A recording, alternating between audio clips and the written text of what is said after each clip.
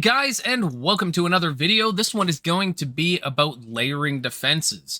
With Season 5 honestly being probably the most difficult of the seasons so far, on its own, let alone the fact that hard mode now exists, I feel like a lot of people need a refresher or their first foray into actually making a character that isn't just some glass cannon and putting all of their stuff into DPS. There are a lot of defensive things you can do in this game. I'm going to try to touch on all of them. This will probably be a very long video. With that said, if you're a barrier user, you can skip to the barrier sections and skip over the hit point sections or whatnot. If you already know all this stuff, well, then why are you even here, Mr. Smarty Pants? I don't know, guys. I feel like this is a really good time for me to do this video. I'm going to try and hit everything I can. I am writing a script as I speak, but hopefully I don't miss too much. If I do, as always, please let me know in the comments so that I can fix the video and not give out bad information. Okay, guys, this might be a bit long.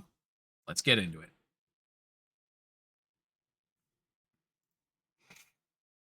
Okay, let's start with the two major health pools, okay? We're talking about health, hit points, and barrier.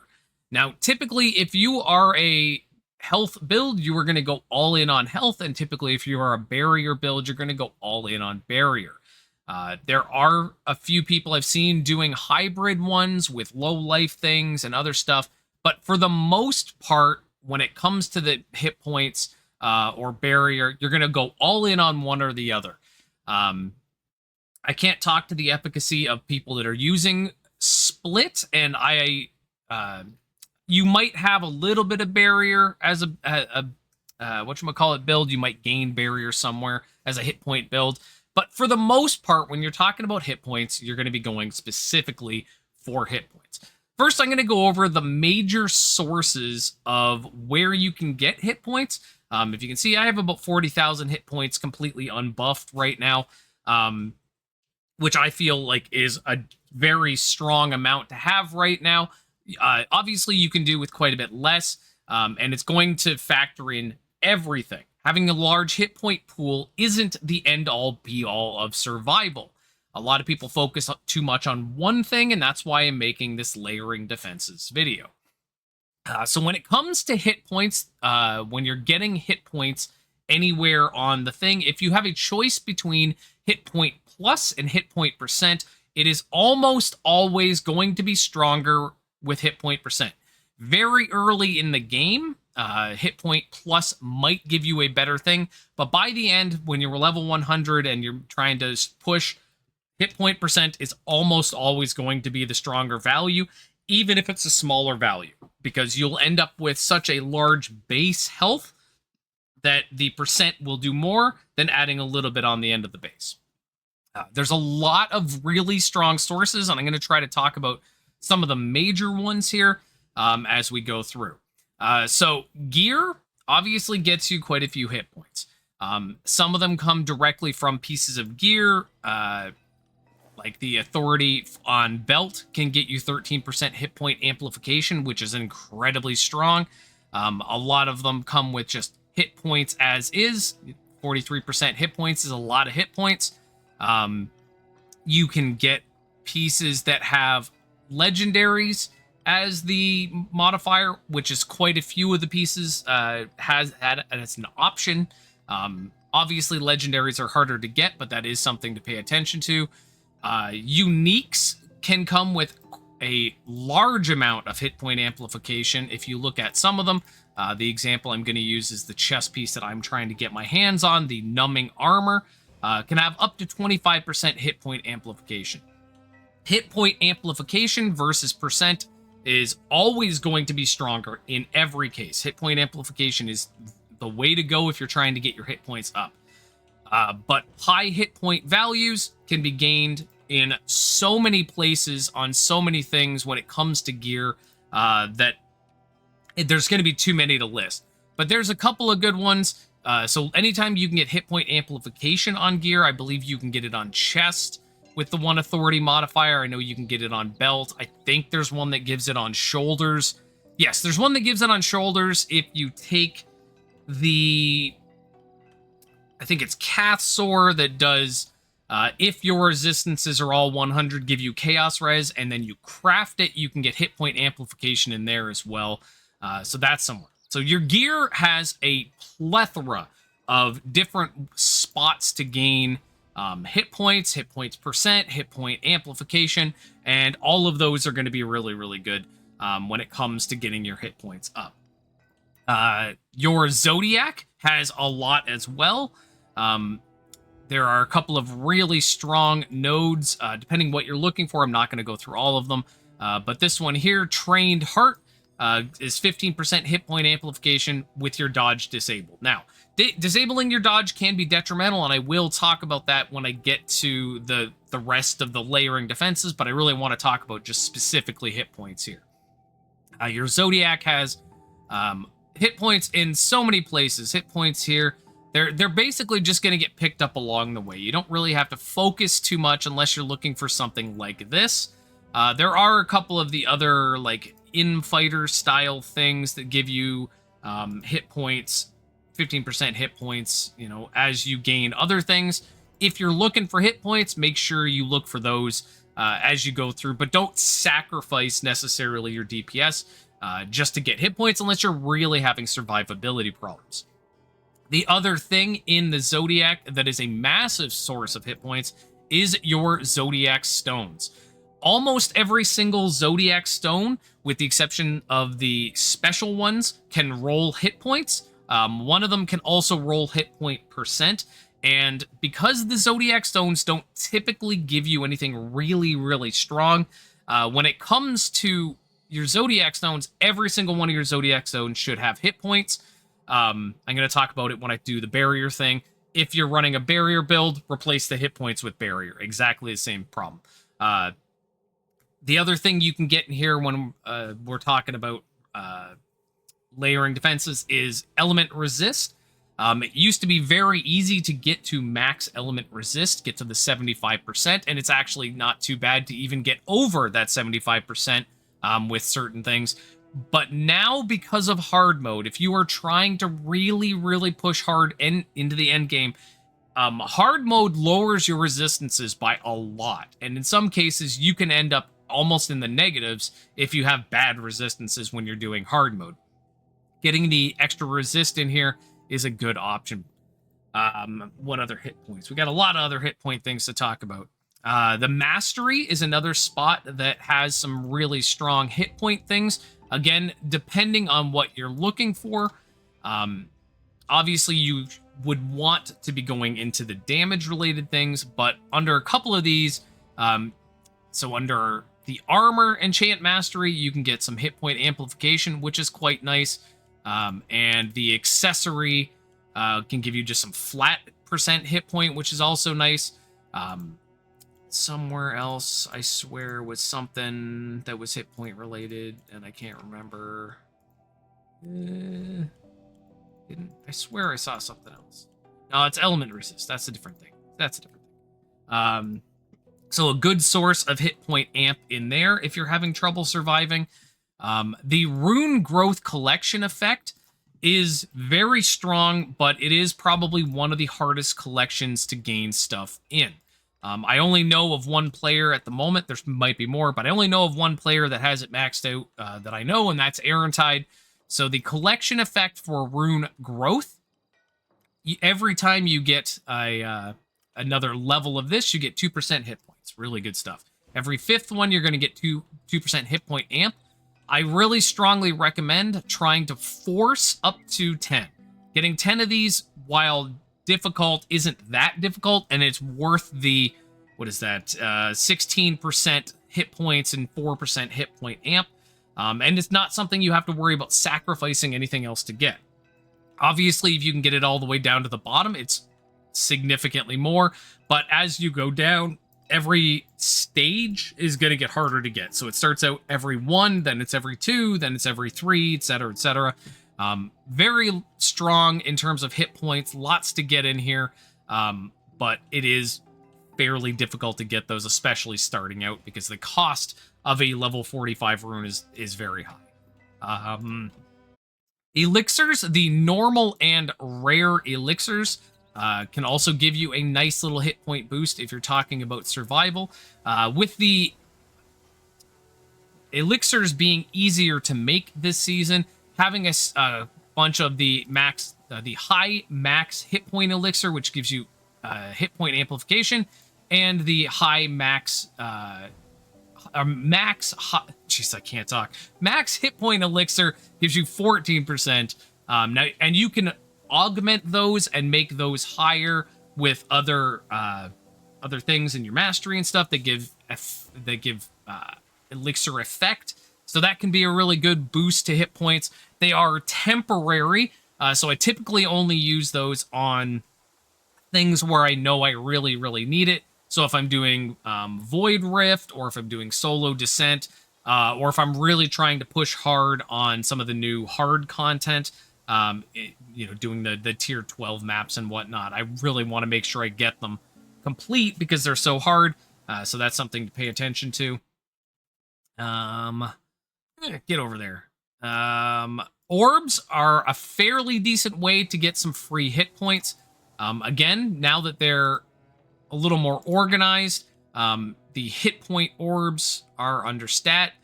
You get 2 flat life per orb, and getting up to about 70 is honestly fairly easy, especially now that we can set the hold on, I'll find the thing. What's it called? The Altar of the Red Moon. I run these currently on every single map to get orbs and other reasons, but these are a really good way to get orbs and then get your stats up that way. I am going to be talking about orbs in general across the board as I go through this guide, but the hit point ones, obviously in the hit point section, are something you're going to want to get. The jewels and jewel score. With the jewels being harder to get this season, it is probably unlikely that a higher end player will waste their time doing this. But with red jewels, you can get hit point and hit point percent, which again, go for the hit point percent. On red jewels, if you have empty sockets, getting this 10%, which can go up to like almost 20% if you roll it properly and stuff, is really good source of health. Another good source on jewels is strength, because strength affects your base hit points. I am going to talk about that again in another section. But you can get them from there. And a couple of the different white jewels modifiers have... I'm not going to be able to find one now because I talked about it.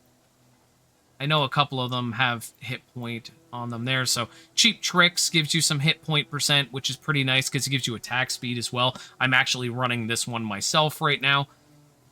I don't think there's any in black that do hit point directly. There might be ones that give hit points along with stuff. I would have to look, but I'm sure they're in there. And the other source is the actual jewel score itself.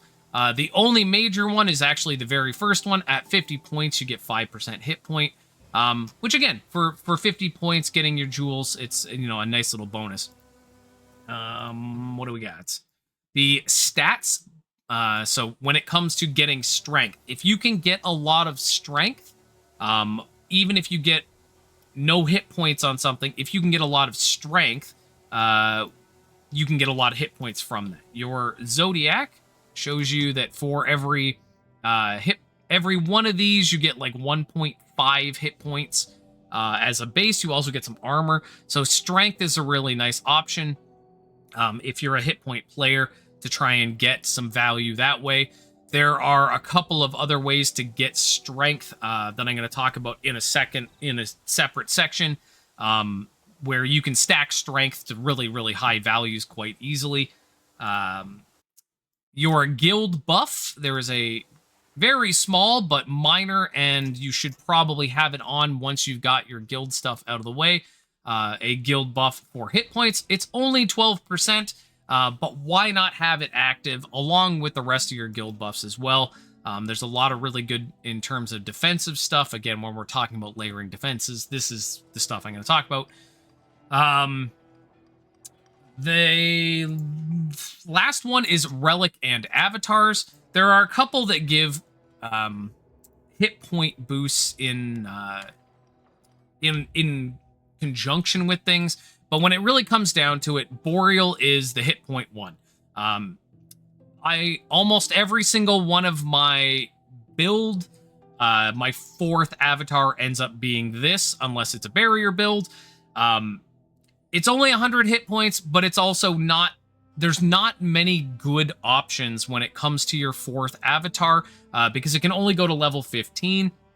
And because of that, you can only get so many things. Again, when I'm talking about strength, your, what are they called? Not relics. I never remember the names of these things. Your soul gem and core. You can get quite a bit of hit points on these as well. You get hit points directly on both of them, and you can get strength on the core, which will lead to more hit points. So that is all, as far as I know right now, the major sources of getting hit points. And with that, obviously, there are going to be lots that I didn't talk about, like specifically, you know, certain uniques or whatnot I didn't talk about. And there's probably other sources. If I missed a really, really good source of hit points, let me know. But for now, we're moving on to the next section. Okay. Now that you know where to get lots of hit points, getting them back can be very, very important. Now, early in the game, hit point pots are more than enough to deal with it. Once you get to 20, 30, 40,000 hit points, your hit points potions become very ineffective very quickly. And it's all to do with math. You can use a hit point potion. I have the duration down. You can do a hit point potion every 5 seconds for 3,000 health, which is not even 10% of my health. Hit point potions are basically ineffective at the end game. When I'm playing hardcore, I do keep on my bar the emergency potion heals. You no longer craft them. You now get them in the store. These ones here, they're not the best thing in the world, obviously, to have, but having them as a last-ditch effort. So I put them on my bar in a spot that I'm not using, and I set the hit point activation to like 25%. And they are an absolute last-ditch effort, but they're there. Hit point potions themselves are not worth boosting. I cannot stress this. Every time I go to do a Dr. Dummy, I find somebody who's having survivability trouble, and almost inevitably, somewhere in their Zodiac, they've taken like this increases hit points or gives you 20 hit points when potion. None of those are worth using. They're really, really ineffective, especially in the late game. Early on, you could basically survive on potions. Later on, they become so useless that I stopped picking them up. Now, this isn't going to be universal between every build, but I don't bother picking up health pots anymore because I don't use them anymore. And because of that, I really, really want to stress how insignificant health pots are, especially later in the game, and that you shouldn't be focused on. The major sources of hit point regen, or ways to fill your health back up when you do take damage, are getting Life Leech, which is a percent based on hit thing, on hit, okay, which is going to give you a flat amount of hit points, on kill, which obviously is on kill, regen, which is exactly what it sounds like, and then hit point pots. So obviously I talked about hit point pots being useless, and I'm going to talk about the other two useless ones, which are on hit and on kill. On kill is obvious why it is useless. If you are having trouble killing things, you are not going to gain health back, and against big, large targets, raid bosses and whatnot, you're not going to be getting any use of it at all. I cannot stress enough how ineffective on kill is. Never put it on any of your gear, to my knowledge. On hit is also not great because it gives you a set amount of hit points. Now, early in the game, gaining 10 hit points on kill or on hit is great. If you're hitting 5 guys, that's a lot of hit points you're getting back. That's 50 hit points, and you've got 1,000 hit points. Like, you're getting quite a bit back. Once you get into the larger numbers, it runs into the same problem that hit point pots do. Hitting a guy and getting back 50 hit points when you've got a health pool of 30,000 is so ineffective, it's not worth putting on your stuff. Now, if it happens to be on a unique or something, sure, it's great. Take the extra hit points. But for the most part, that is not going to be effective. The two big sources of hit points that you're going to want are regen and life leech. Now, you can use them in conjunction. This is a layering video. Obviously, you can use them in conjunction. I know I do. You can do really well focusing purely on one or the other, but I like to have both in case I run into a map that disables regen or, you know, lowers your life leech. So that's something to watch out for.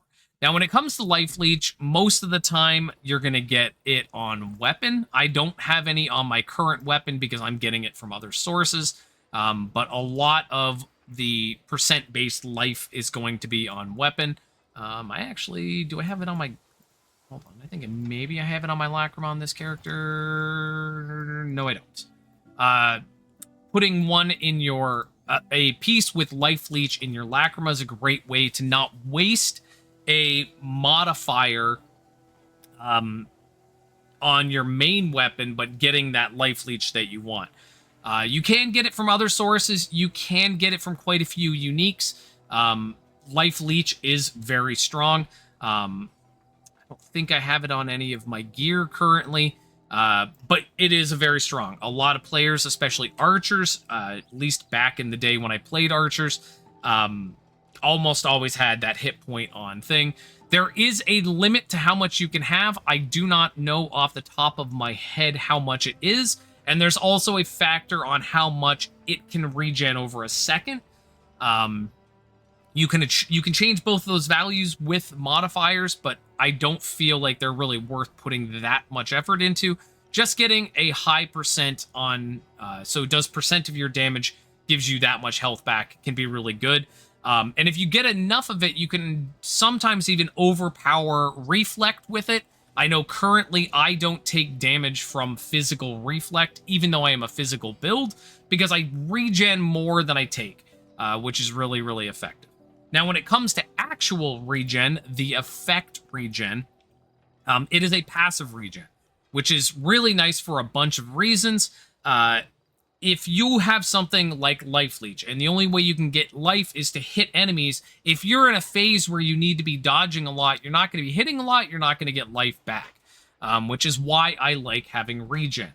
There are a couple of uniques that are very strong and worth using if you're having survivability issues. The one that comes to mind off the top of my head is the, where'd you go? The Light's Portrait Shoulder. It gives you hit point amplification, and it gives you the regen effect, which gives you 1% of your hit point regen, your max hit point regen per second, as well as mana regen, which is always handy to have as well. And it amps the regen effect, so instead of getting 1%, you're actually getting like 1.5%, which is better.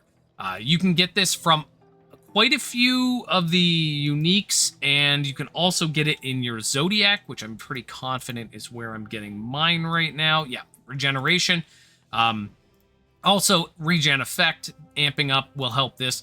Again, I don't feel necessarily, unless you're going to go all in on regen, that worrying about getting hit point regen effect on gear is going to be worth it. But getting hit point regen somewhere can really, really help. Especially when you get other things along with it. Depending on how much of it you need, sometimes you can get away with none, sometimes you can use a lot, depending on how your build plays. I'm a big fan of regen, personally. Okay, now, with those out of the way, we're going to talk about some of the skill runes that can do life stuff for us, and what I use them for, and what I plan to use them for. We're going to start with Tenacious Regen, which is a favorite of mine if you are a hit point user. Now, there's two ways to go about playing Tenacious Regen, and it's totally up to you how you play it. Tenacious Regen gives you a huge bump of hit points. Okay, in my case, it's going to give me 37.1% of my hit points back. Doesn't matter how many hit points I have. If I had 100,000, it would still give me that same percentage, which is really big. Now, there's two ways to go about it. One, you can try to increase the duration of it as much as you can so that when you use it, it'll keep regenning for longer. But I use it personally with as low regen or as low duration as I can, and do everything I can to bump up this initial percent. Because generally when I get hit and it brings me to 20% or something, I'm in an emergency situation. I need that health back right now to survive the next hit or whatever is coming. So I use things like decreased duration on this. It increases the effect, but it lowers the duration. Now, with that said, I still put increased duration on here. I do want that regen effect, but decreased duration works well with this. Obviously, time acceleration is something else you would want to put on here. And I have it listed over there. I'm going to talk about it now, though. If you're going to use Tenacious Regen, slap on Vitality Recovery, because it will give you extra regen effect on top of that regen. It's not needed if you already have regen on your build, but if you are playing a build where you don't have regen, this Vitality Recovery is a really nice little bonus to get, as well as it gives more duration to the effect just by having it on there. Tenacious Regen is a huge friend of mine. I absolutely love Tenacious Regen. Some people use it as an on-hit effect, and those are the people that are going to keep the duration long. I personally keep it as a self-activated button because I want to get that health right when I need it. I don't want it going off in the background, and then I need it, and I don't have it up. So I don't worry about that. Siphon Life is the next big one. Siphon Life gives you a whole bunch of hit point absorb on hit. The one I was talking about, the life leech, as I refer to it. It is very strong, and it has the same thing as the Tenacious Regen, where you can either set it to activate all the time with an on hit, or you can use it yourself. Personally, this is another thing I would like to use myself. When it comes to filling up your health faster, this is faster than Tenacious Regen in most cases. But again, the downside is you directly need to be doing damage to gain that effect. If you are running for your life in some massive hailstorm of nightmare and you can't see what's going on, this isn't necessarily your best bet. It is a better choice if you are a long-range user, if you're an archer or something, as opposed to Tenacious Regen. I use Tenacious Regen because I am absolutely face-to-face when I fight. This does work better as a ranged thing. And again, it has the same stuff that you can link to it, where it might be better to do decreased duration and have a shorter time, but you absorb more so you can get your health back up faster. Totally going to be up to you. The same stuff applies on here. You could put Vitality Recovery on because it is a defensive skill and get a little bit of extra regen on it, especially if you don't have a regen. What was next? Shout of Justice. Now, Shout of Justice isn't used for its hit point effect. It's used to break you out of crowd control. But it does give you some hit point recovery, so I do like to point that out.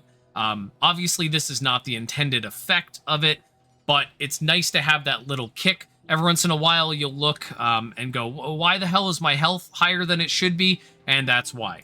One of the other things is the cooldown. Nope, hold on. I'm thinking of something else. Never mind. Skip over that. The last of the skills that really works with health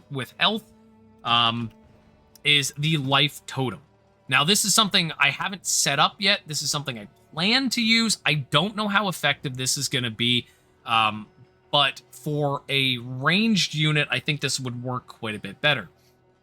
If you can connect your defensive skill. So in this case, either Siphon Life or Tenacious Regen to Totem by using the, when you activate this, it activates the other, and use a Life Totem. You can set yourself up a pretty nice little defensive area. You're going to gain health inside of that zone.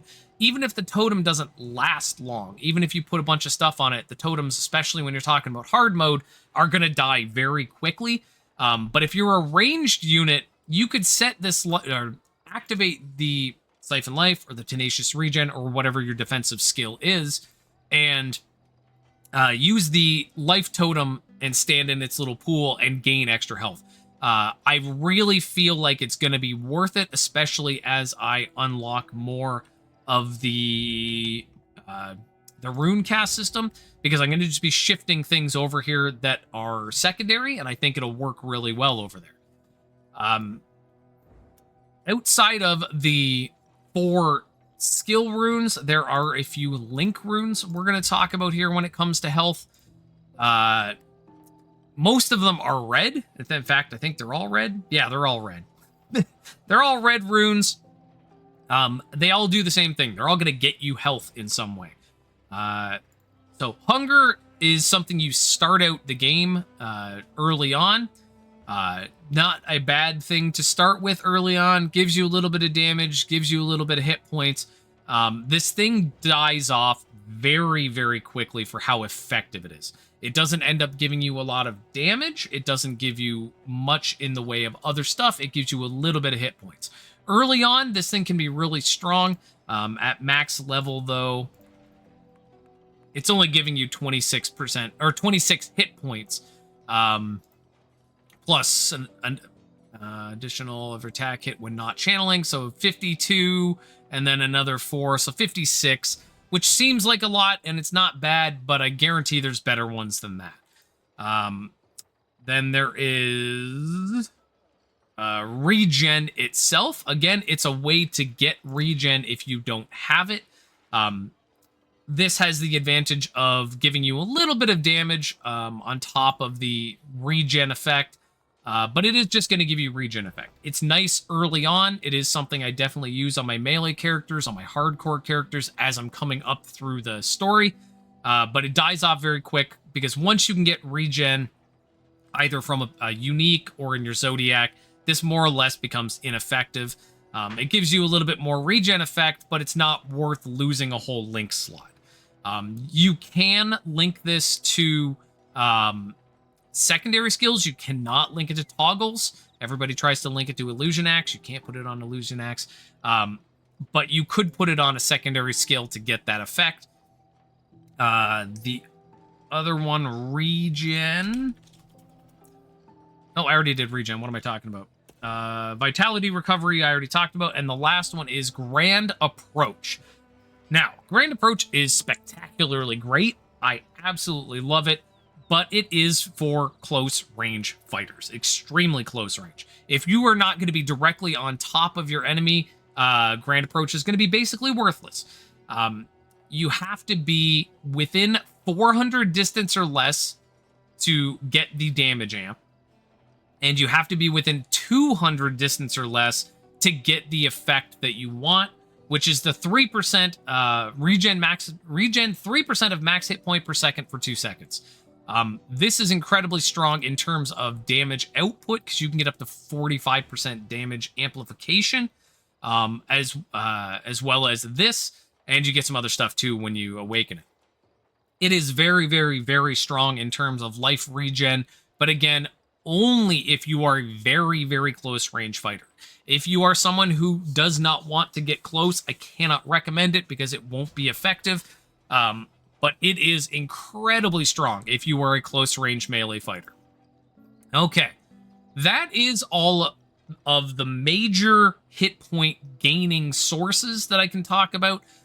Again, you can get some of these in multiple places, but remember that there are limits on these things when it comes to like life leech on hit. It has a limit to how much you can get at one time and how much you can get over a second or whatever it is. So don't go nuts and stack tons of it, but getting a little bit of it can really be effective. I think that's it for this section. Okay, Now that we've done that, we are going to get into barrier. Okay, you've chosen to go on spellcaster, and with that, you're probably going to go barrier. Now, there's a lot of reasons you're more likely to go barrier as a spellcaster.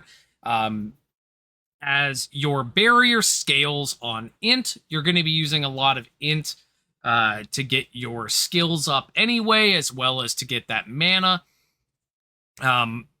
And much like hit points, if you go all in on it, it can be very, very strong. My character, I hopped onto my barrier character here. He's not all the way set up. He's definitely, I just threw him together, and he's not optimized or anything for the season.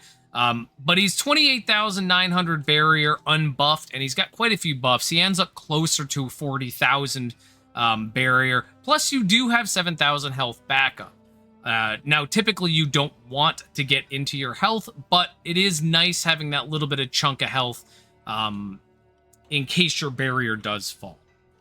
So the big sources, I cannot stress enough the gear implicit value. When you were talking about barrier, every single piece of your gear should be barrier exclusively. Now, I say that with a slight nod because you are going to want some armor, but the major pieces, like your chest piece, should be strictly barrier. I know some people like to do those hybrid pieces where they do armor barrier or armor dodge or dodge barrier, but you get less overall. If you add up the values that you would get between the two, you get less values. So especially when it comes to barrier, the big pieces, okay, so your shoulders, your chest piece, and your helmet should be pure barrier. Your gloves don't necessarily have to be pure barrier because you're going to go more into the offensive side with them, so you're not going to get a lot of barrier. And same with boots, you're going to be going more offensive with those, so you're likely not going to end up getting a lot of barrier there. If you are a shield user like me, definitely go with a barrier and armor shield. I will talk about it more later, but armor is important for everybody, not just melee fighters. You need armor. Barrier doesn't have a ton of sources of amplification, unlike hit points. They do end up similar overall, but it's harder to find the barrier amps. The modifiers you're going to want on all of your pieces when you're talking about barrier, you want gear barrier percent and gear barrier flat on all of the major pieces, okay? This does limit some of your options, but these are very, very important to getting your overall barrier up. Barrier, you can see I've gone with a barrier authority implicit value here. These should be as high as you can possibly get them. This is from I was working with some other stuff, so the values aren't very high.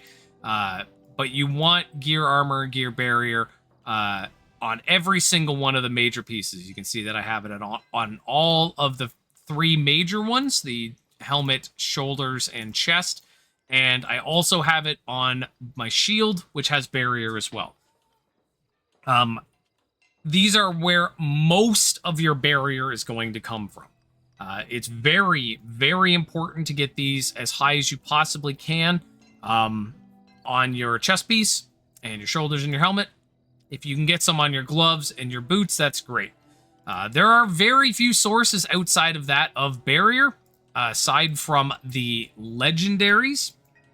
If you see here, you can get some barrier on rings.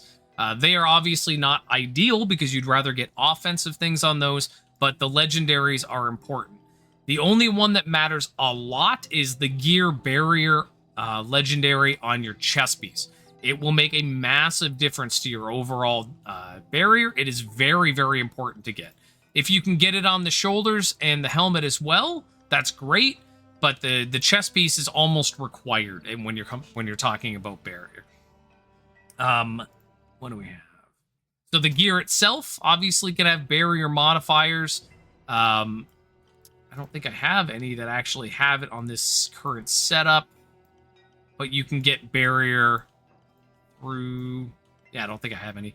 The important one I do want to talk about is crafting the... There's 2 authorities that give it. I can't remember which 2. I think Castor is one of them. If you get Chaos Res when your Fire, Cold, Lightning, and Poison are all 100 or more, and craft it, you can get Barrier Amplification. This is one of the major sources of Barrier Amplification, and I cannot stress it enough. There is another source of Barrier Amplification somewhere. I cannot remember where it is. I think it's actually Boots, oddly enough, that you can do another crafting thing, but I don't know it off the top of my head. Barrier seems, especially when you're starting out, much harder to get going. And you're right, because you really need to get a lot of well-crafted pieces to start making it work, to start get those values higher. The Gear Legendary I talked about. In the Zodiac, there are no barrier amplification points at all. In fact, if you search barrier, there are very few barrier things in general, and most of them are very small. The big stuff when it comes to barrier in your Zodiac is the Barrier Absorb on hit from the Waterfall. I feel like this is one of the very few sources you can actually get barrier on hit, so you really want to try and get this. This point here is very important as well, because you're going to be stacking as much int as you can to get as much barrier as you can, and this will let you get damage amp for every 50 int. This means the more int you get, the more barrier you get, the more offense you get. It's a very good synergy there. Definitely something you want to get. Down here, the realization effect is something that I on and off use. Realization gives you barrier regen per second, which is great, and barrier charge recovery speed. Now, I'm going to talk about barrier charge recovery speed here. It is never worth putting on your gear. It is never worth giving up another modifier for, because if you are waiting for your barrier to actually regen, you're probably in trouble. Your barrier should never be recharging naturally. It should always be getting filled up through other sources, which I'm going to talk about. Realization is not bad. It's probably not worth losing the point in here. Again, some regen barrier per second is nice as well. This is if you're starting out and you're having barrier issues. Once you get your barrier situated, you will probably drop this for something like the crit branch. Personally, that's what I do, but I just threw this in because I would remember where it was for this video. Zodiac Stones follow the same rules as the hit point one. You want barrier on all of these. Every single one, with the exception of the 3 special ones, should have barrier. Barrier is harder to get than health. You definitely want to get as much as you can. It has to be on every single one of those Zodiac Stones. Try to get a high roll, obviously. Mastery is another one of the spots you can get a good chunk of barrier amp. Under the armor one, down at the end, you can get 12% barrier amplification with the mastery. You don't necessarily have to go all the way in on that. I personally did, because barrier is trickier than health, I find. But you don't need to go full, but you definitely want to get barrier here. It's, again, one of the very few sources. You can do extra points into here as well. Going 10 points into here would be a lot of gear barrier that you're going to get, especially on your chest piece. And if you're really trying to push your amount of barrier, that can be a good place to go. The elixirs, much like the hit point one, the elixirs has 2 different elixirs. It's got the low and the high. The low one, of course, I don't have any of them. The low one does barrier flat. The other one does barrier amp. Works much the same way. Again, I only use those when I'm fighting very strong things. But you can use them, at least the lower one, pretty much all the time if you have a good setup and make good use of it. The orbs, much like previously, there is no barrier orb, but the orb for Where is it? Where is it? Where is it? Origin. I mean, obviously the int orb is going to be something that you're going to want, but the mana orb is also going to be something that you want. Part of being a barrier user is that you need to keep your mana basically full all the time.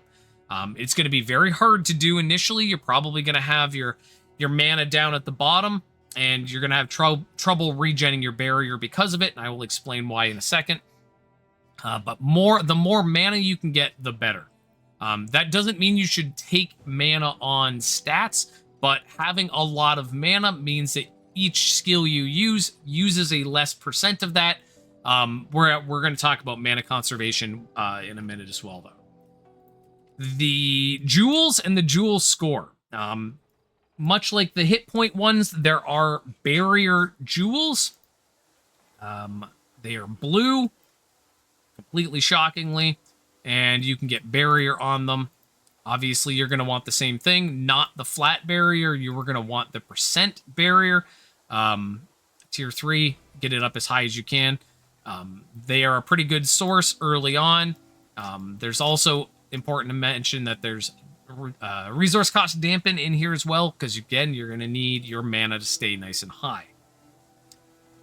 Your intelligence stat, I already talked about. The more int you can get, the better. On this character, who I don't currently really have set up properly, I'm running 7. I run 800 mana, or 800 int normally. Gives you a ton of mana, gives you a ton of barrier, and it gives you a ton of damage amp because of that one node in the Zodiac.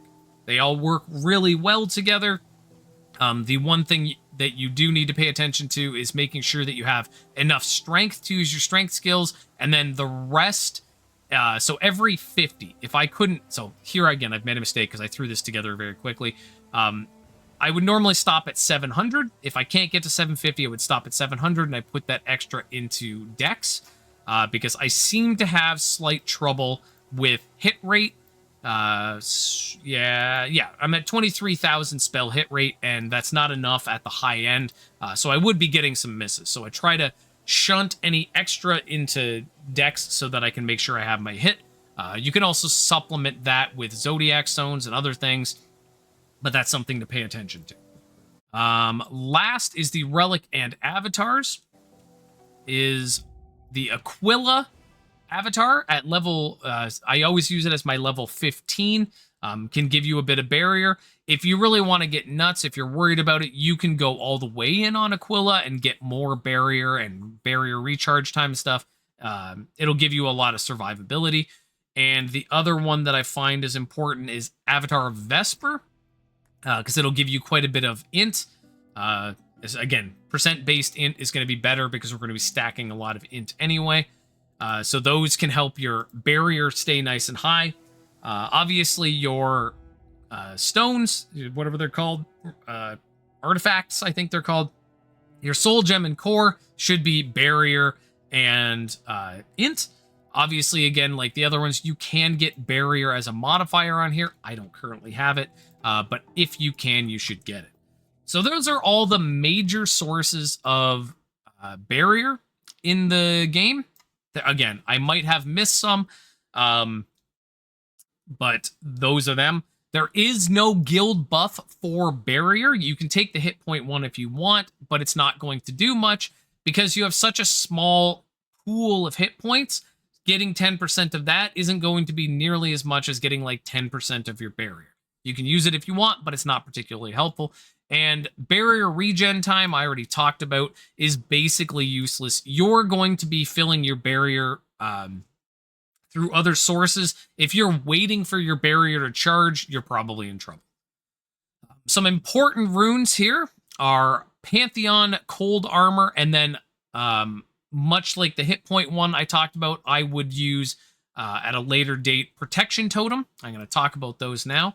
Pantheon works almost exactly the same as a regen when it comes to your barrier. Oh, that's not Pantheon. Regenerates a portion of your barrier per second. At the high end, especially if you get a lot of, what is that option called? Skill Rune Effect. Do I have any to show you anywhere? I'm sure I have skill. So I have skill rune effect that will obviously modify the values of your skill runes. And when it comes to Pantheon, that's going to change the amount. Again, you can use Pantheon as an on hit. I personally don't like to do that. I like to have it ready when I want it.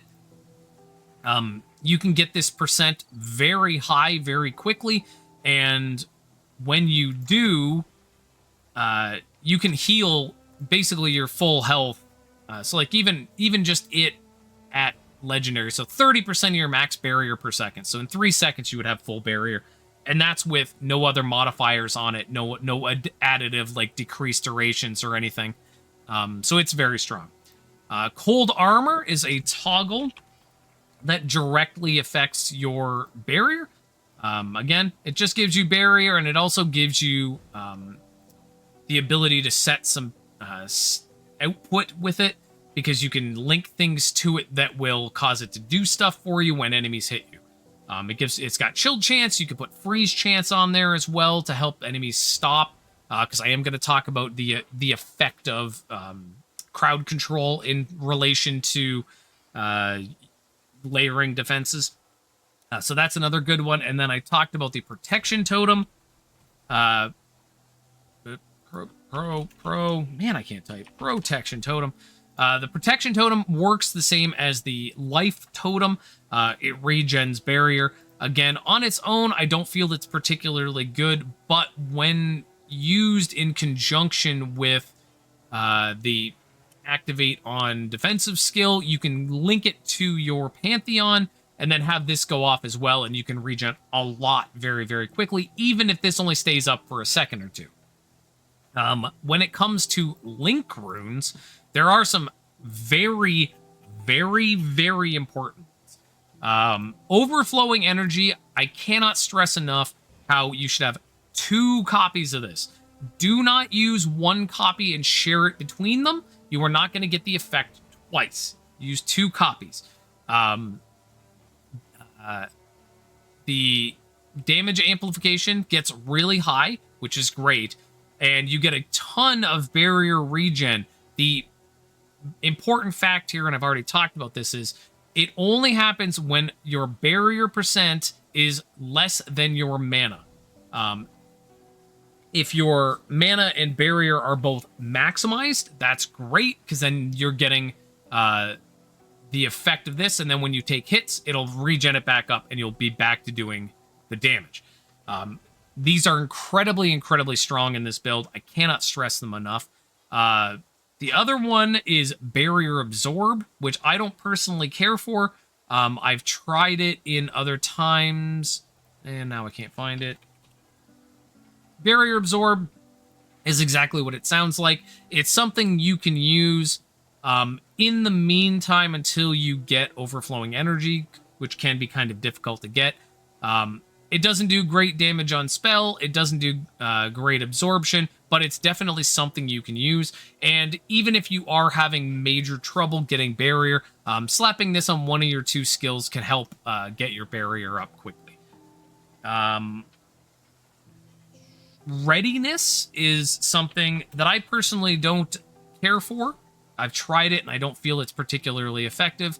You can link it to your movement skill to give yourself hit point regen and barrier regen. It's not super great, but if you have a free spot on your movement skill, you can at least get the skill rune cooldown recovery speed from this, which is nice. You can slap a bunch of stuff on this to make it more effective. It's not terrible, but it's definitely not something that I feel is worth the space if you can find something better. The other thing I do want to talk about that's available in a couple of places is Convert Mana. It's available in the Zodiac in a couple of spots, especially if you're going to be going into this. You're likely going to go into Brilliance if you're going to be going Barrier anyway.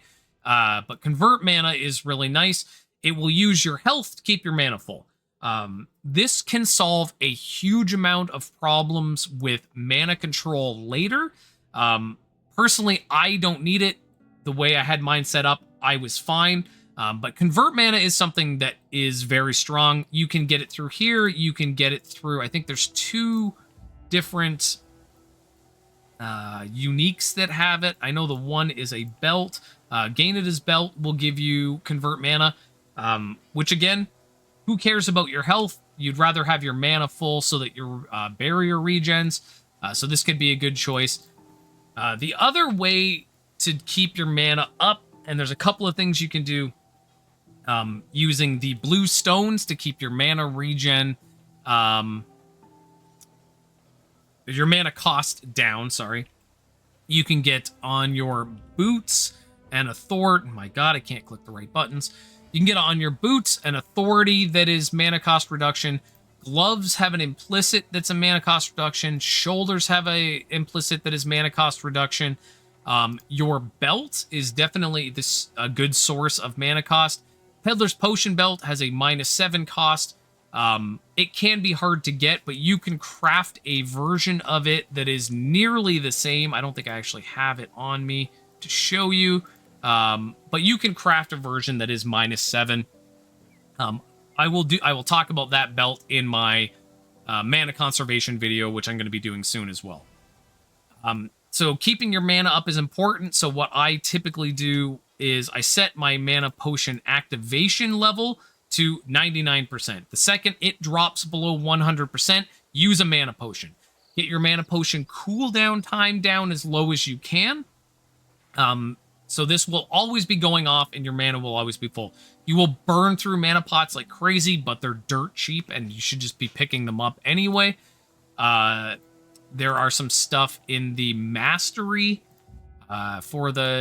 so all this row here is mana pot stuff, and this last one is very important. Resource cost dampening for 5 seconds upon using mana potion. Very important. You can also get a lot of mana potion cooldown things on your belt and stuff, so that your mana will stay nice and high, so that your barrier will regen. Oof. Okay, so we're through the 2 major components, whether you're going to go hit points or you're going to go barrier. Now, I may have missed something, and if I did, please let me know in the comments. Otherwise, we are going to move on to the next major thing of layering your defenses, which is going to be your resistances and your armor. Okay, on to part 2. Now that you've decided whether you're doing hit points or barrier and you've got yourself situated, the next big layer of your defenses is your resistances and your armor. Now, a lot of people misunderstand how armor works, so I'm going to talk about it before I get into anything else. Armor is your resist for physical hits. Very, very straightforward. A lot of people seem to think that armor is something else, that armor is a different layer or something. No, armor is exactly like fire resist, except for physical. It's very straightforward. So what you want to try to do is get your resistances up to 175 flat. A lot of people will look at the second value, the percent value, okay, which caps a soft cap at 75. And a lot of people will look at that and say, well, my resists say 75, but it's based on the level of the monsters you are fighting. So if you look at my resists right now, and you see mine are all at 75, and my chaos is at 78, my armor is at 80%.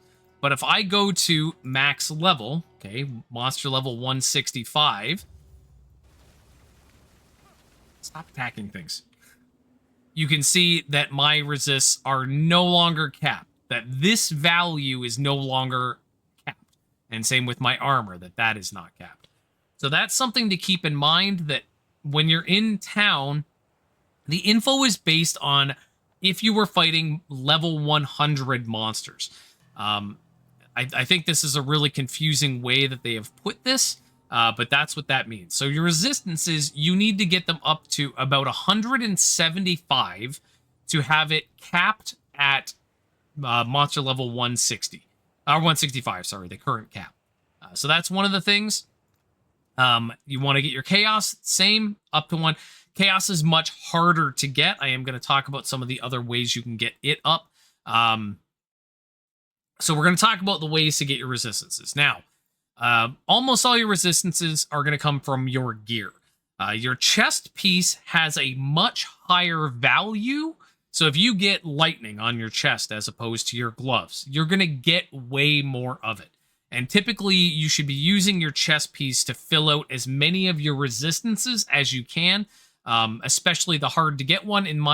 I personally feel like chaos should be one of them. A lot of your resistance issues can be taken if you get some orbs. Again, running Red Moon Domain in your maps or crafting them if you have the crafting books. You can buy the books once a month from the one vendor. Go and show that. Come on. So you can go to the ore vendor, and once a month you can buy one of the books. Okay, so this right here, the formula selection book, and you can get your resistances up that way. Personally, I feel if you are a new player, the resistances are the one you should go for first, followed by stats, and then followed by everything else. You do not get your damage formulas from here. You get them from the guild. The other place you can also get a second copy of this per month is in the diamond shop under convenience. I lost it last time. It's right here. You can get a second copy. So two books per month. That one costs rubies. 300 rubies maybe is hard to get for you. Maybe it's not. I don't know. But that is where you can get them. Getting those orbs, you can get them up to 70 very easily. Beyond 70 is hard, but getting 70 to all your resistances except for chaos can take a lot of pressure off of your other stuff. The Zodiac does have a lot of small spots where you can get different resistances. This one here, you can always switch this if you're low on cold, if you're low on fire, you can come back and switch this around. There are a few spots that give you resist all, but mostly you're going to get a little bit of resist as you complete the board. The major place you can get them, and again, most of my stones don't have it because I haven't gone through, is on your Zodiac stones. I always talk about that the three things you should aim for on Zodiac stones is hit point, hit rate, and element resist. Getting element resist, even 3 or 4 element resist on all your Zodiac stones can really take that pressure off of your gear, and then you can focus on getting better things. Again, none of mine have this yet, but I also don't need the resist right now, so it's not as big of a deal. Having your resist at 175 is great, but once you push into hard mode, your resists drop even further, and it will take more to get up there, as well as you can get inflicted with curses that will basically tank your resist down to a very low level. So having extra is important if you're planning on being a tanky character. Jewels are a really good source, especially if you're early on and are having trouble with your resistances. The blue jewels can roll every one of the different element types individually and give you a very high amount. So you can get something like 50% if you roll them well on each of the resists, which is very, very nice. And on the white jewels, you can get a resist all, which is also very good. Element resist can give you quite a bit. It's like 30 at max. And chaos resist, again, you can get a stone in here. They can be used to offset stuff. I was using a cold resistance blue gem in one of my pieces at the end of last season when I was kicking the crap out of everything. But I just needed that resist, so those can be a good way to get them. You get a little bit of resist all in your jewel score as you go up. I'm not sure. So there's like +4 here. I'm pretty sure there's a little more down farther. But there's not much, but there is some. Your lacrima, as you are coming up through the game, your lacrima can be a really good spot to fill in those resistances. Rather than worrying about getting something really strong, if you're having a huge problem with resistances, throw a piece of gear in here that is all resistant stuff and just cram it in there. Shoulders can be a really good choice, even though the values that are on the shoulders roll low. I'll talk about in a second here why shoulders could be a good choice. Chest piece is the best choice if you're going to put resists in your Lacrima just to get the resists up. Shoulders have a modifier that I frequently use. I'm not sure I'm using it. Well, I'm not using it on this, but I've talked about it in the video already. That you can get Chaos Resist if all of your other resists are 100. It's a really strong way to get a lot of Chaos Resist early on, as well as Shoulders can roll an Authority Implicit that is Chaos Resist, and there is a pair of Shoulders with baked-in implicit Chaos Resist. So Shoulders can be really strong. Chest will roll really high values. The other things to keep your eyes out for are certain uniques. Like in this case, I've got plus 25 element resist, plus 30 chaos resist on my chest piece.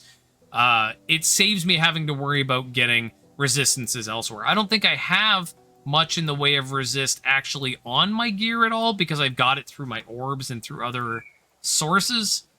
Yeah, other than chaos resist, I don't really have resist on any of my stuff.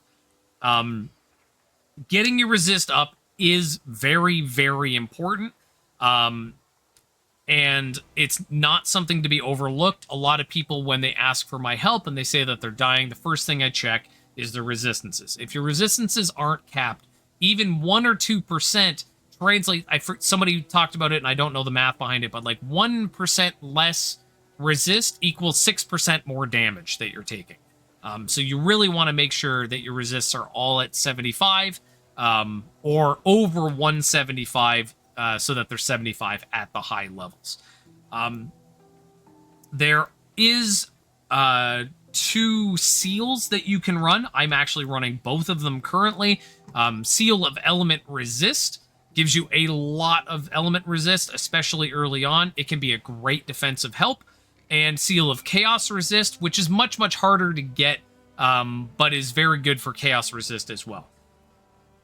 You can also do your elixirs. There is an Element Resist elixir and a Chaos Resist elixir that you can craft, and rare versions of both of those that are going to be much higher values, and you can run those together. There's also over here the Rune Hunter registration. You can get where is it? Element damage taken decrease, which is dampening. We're going to talk about dampening later. I thought there was just straight resist in here too, wasn't there? Yes, element resist in here and chaos resist in here too. But keep in mind that if you're taking this, you better have some extra dampening to make up for it. Otherwise, you're going to end up taking more damage than you would have by having not enough resist. Typically, I don't work with these unless it's some kind of desperate situation. But those are pretty solid. I think that's it for resistances. I don't think there's really much else to worry about. So we're moving on to armor. Okay, armor. Now, again, I talked about it earlier, but I'm going to talk about it again in this section in case somebody skipped it. Armor is your resistance for physical attacks. Okay? It's not some extra thing. It's not some other thing. People say, should I go armor or should I go dodge? You should do both at the same time. Armor is your absorption for physical attacks, and it's very important. Starting at the top, the best places to get it are on your gear. Your gear implicits. I've talked many times before about how you should not do generally split pieces. Okay, you shouldn't do an armor dodge or a barrier dodge or whatever it is. You should try to stick to one because you're going to get more overall. Now, if you're using uniques like me, sometimes you're going to get stuck with a split that you don't really like, but you can't really do much about it. Both my unique boots, my unique shoulders have split, but the rest you want generally one. Now, this helmet is split as well because I wanted this chaos resist implicit.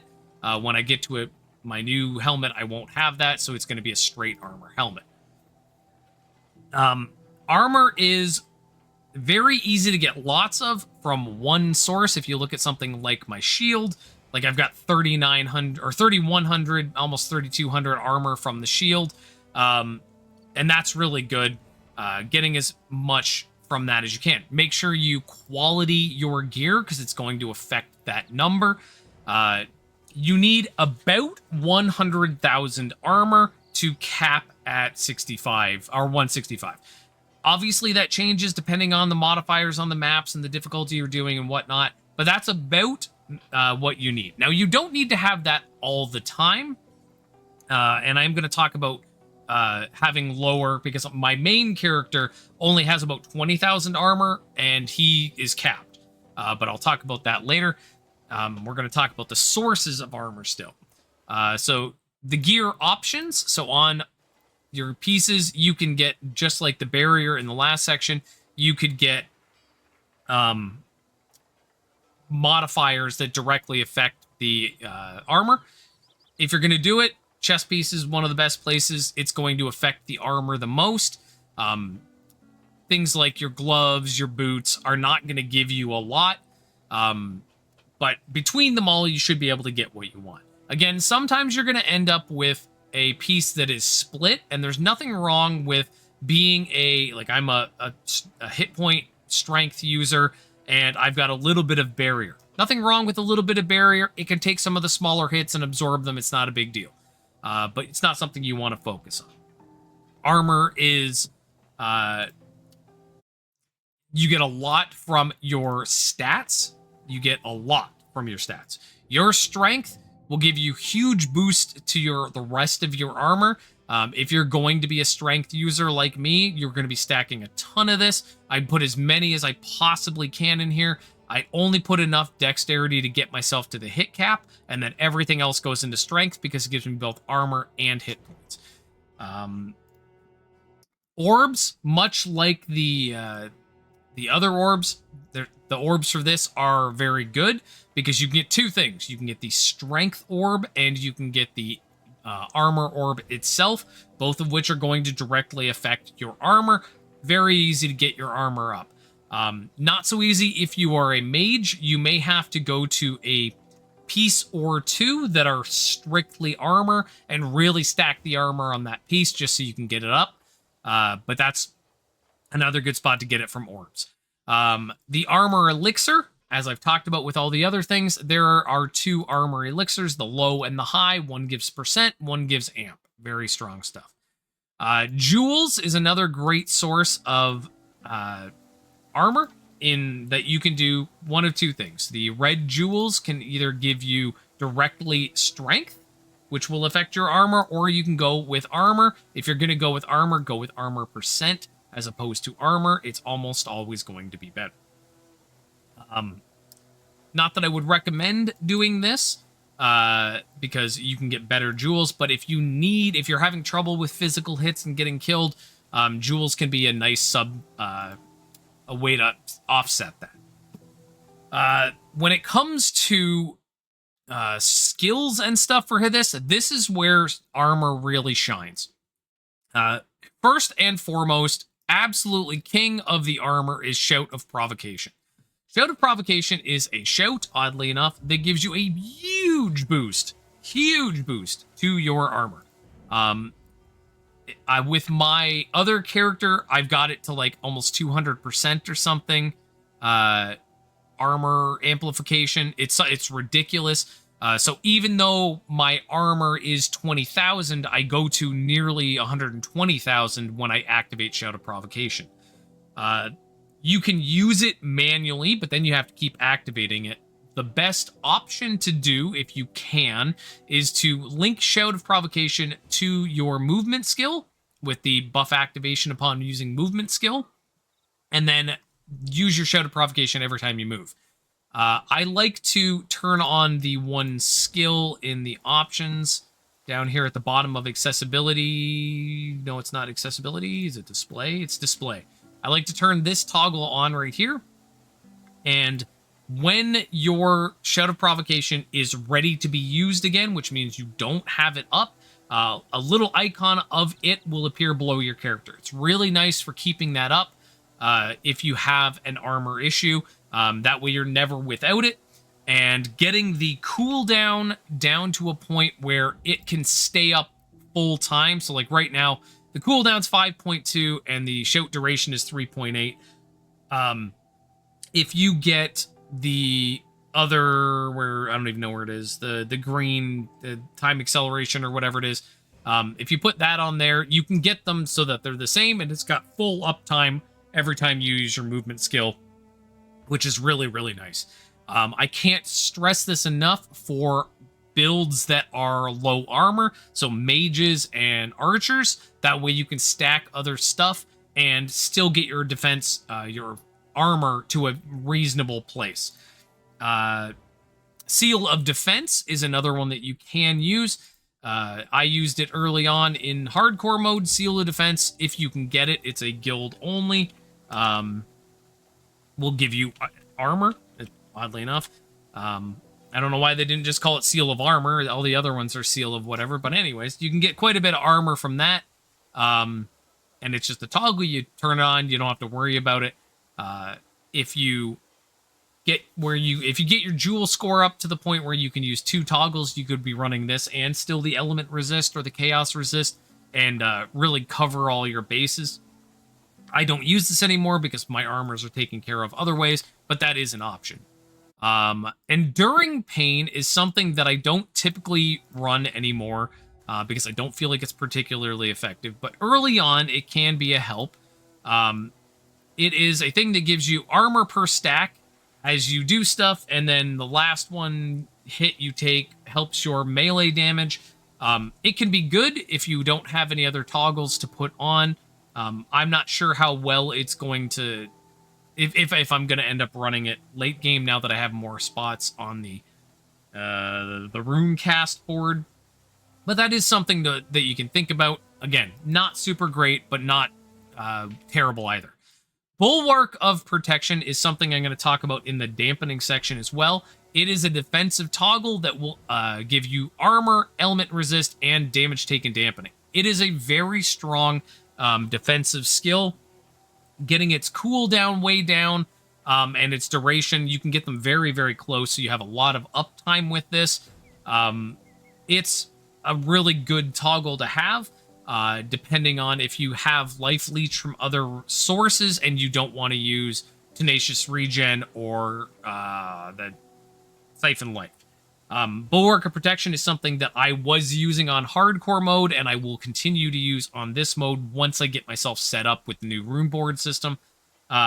It's very strong. It gives you a nice little armor boost. The last 2 we're going to talk about are 2 link runes. Overflowing Strength, which is a defense enhance skill link rune. Now, keep in mind that you can only ever use one of these at a time. So if you're using Vitality Recovery, you can't use Overflowing Strength. Overflowing Strength gives you the Tenacity effect, which gives you armor, flat armor plus armor, and resist all, which is really nice every time you have your defensive toggle up. So you could have it on your Bulwark or Protection or your Tenacious Regen or whatnot to give yourself some armor that way. It's pretty good. And then there is a link rune, Iron Will, that I am using myself. It is very strong in my opinion.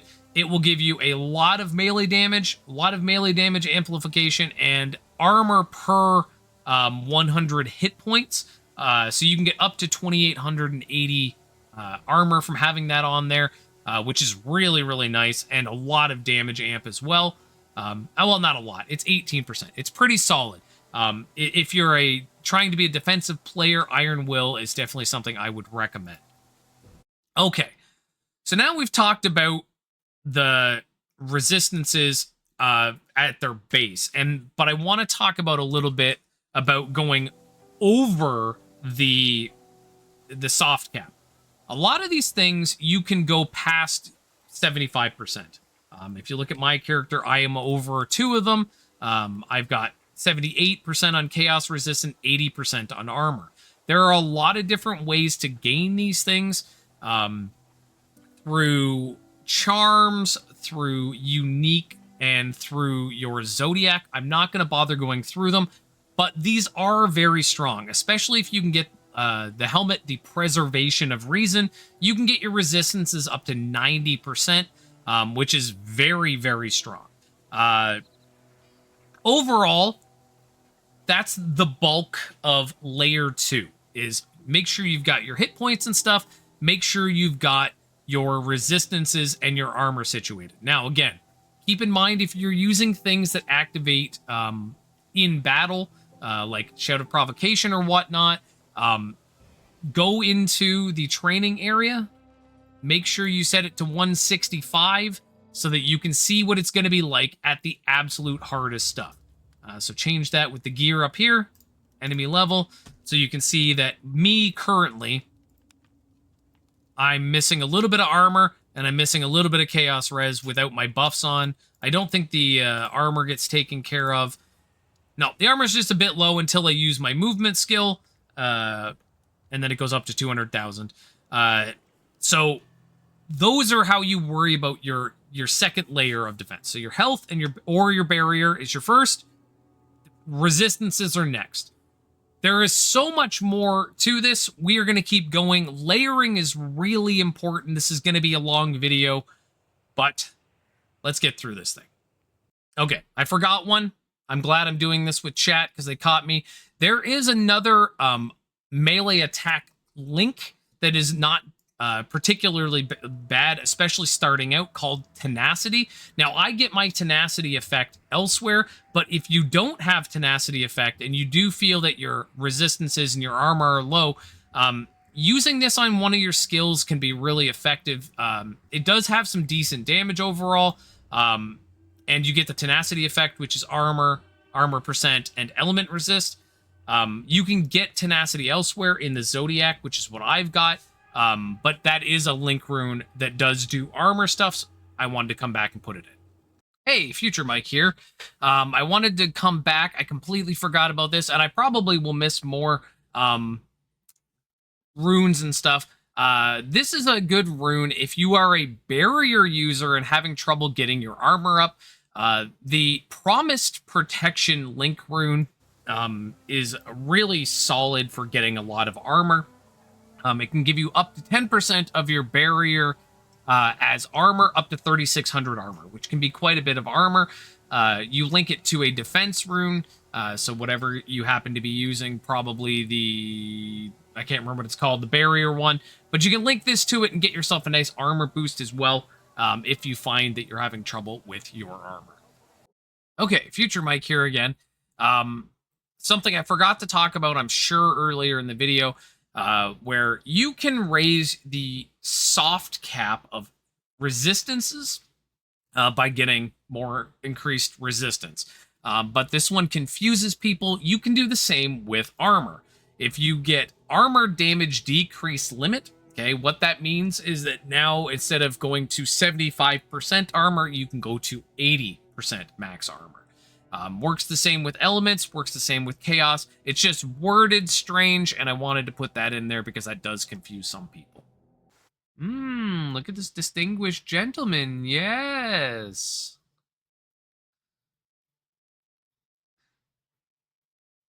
Right? I want his paws in my mouth. And just snoozing away. Okay, I'm not sure where I'm going to put this section in the video, but this is something I completely forgot about, and it's the path of the Runemaster. So when you hit level 100, you'll start gaining more XP, and you'll start gaining Runemaster levels. And with those levels, you can put them into the path of the Runemaster. It's going to give you a ludicrous amount of options. Probably too many options if it's your first time looking at it. But this, since we're talking about layering defenses, this has some very, very strong things. Now, we're going to scroll down past all these damage-based things into the more defensive stuff. Sentry. Okay, so here down is some of the stuff. So you can get strength. I'm not sure how many you can get. I'm not going to try to put them in. I think it's 100. You could put 100 strength in here, which would obviously give you a lot of health and a lot of armor. And then once you put 50, maybe it caps at 50. Yep, 100 points. Okay, so you can get 100 points into each of these. So strength, dex, int. Okay, and then 10% boost to each of those. If you are looking for a low value way to really bump up your stats, this is very worth it. They are all 1 point per for these 3 or these 6, I guess. So you need 110 to cap out one of these, which is awesome. But you'll get a ton of strength, dexterity, or int, whatever it is you're looking for. So that's one to remember. This hit point regen has hit points under it and hit point percent. I don't know what the values, the costs are. I think this one's 1. I'm not sure about the other. I don't know what they go to. But this is, again, if you're a hit point user, this could be really strong for you. Mana regen and mana percent. If you're a barrier user and you're having trouble keeping your mana up, this can be a great way to do it for cheap. Barrier charge recovery speed is on its own not good, but it does unlock flat barrier and barrier percent, which can be very strong. Armor unlocks armor percent and armor amplification, which can be very strong if you're a low armor user. Dodge rate unlocks dodge rate percent and dodge rate amplification, all very strong as well. Now this one here is one that I really like to bring up, is the block expertise.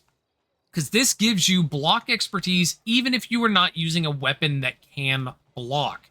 This is really, really strong. 20 points will cap this one out, and then another 50 will cap this one out. And it will give you a huge amount of block chance not using a weapon, which is awesome. The next ones are all the resistances. Okay, so you got fire resist percent, cold resist percent, all the way down, including chaos, which again is the hard one to get. Can be very, very strong. Critical damage taken decrease. I personally don't feel like it's worth wasting the points in here for this, but if you already have all your other defenses set up, this right here is very strong. But yes, I want to go back again. This is so strong. Block expertise and block percent is so strong defensively. It's my first points. I capped this. Now, the reason I don't have this bottom one capped is because my block expertise with my shield that I'm currently using is actually over cap, even with just this. So I don't need to put the points in here, but I absolutely recommend. So you've got crit taken decrease and then crit taken decrease percent. Again, if you feel like you're taking one shots a lot, this could be helpful. It depends. All the next ones are dampening based on the effects. I don't feel like most of these are worth it until much later in the game. But physical damage taken dampening, fire damage taken dampening, all these are dampening. When I get to the dampening section, these are very good. The skill damage taken decrease, I don't feel is honestly worth it. I don't know what it goes up to, but that is something that you can look into. Chaos damage taken dampening, I think, is probably one that you should take in here. There are very few sources of chaos damage taken dampening. Getting physical and element is easy, but this is not. Movement speed, obviously, is great to have. Enhanced skill stuff, those are all great. Mana potion cooldown can help if you're having mana issues. I am going to talk about that in my mana video. Movement skill cooldown, enhanced skill cooldown, enhanced potion cooldown. These all lead into different things. They're very strong. Everything down here is very strong. Shout skill cooldown speed.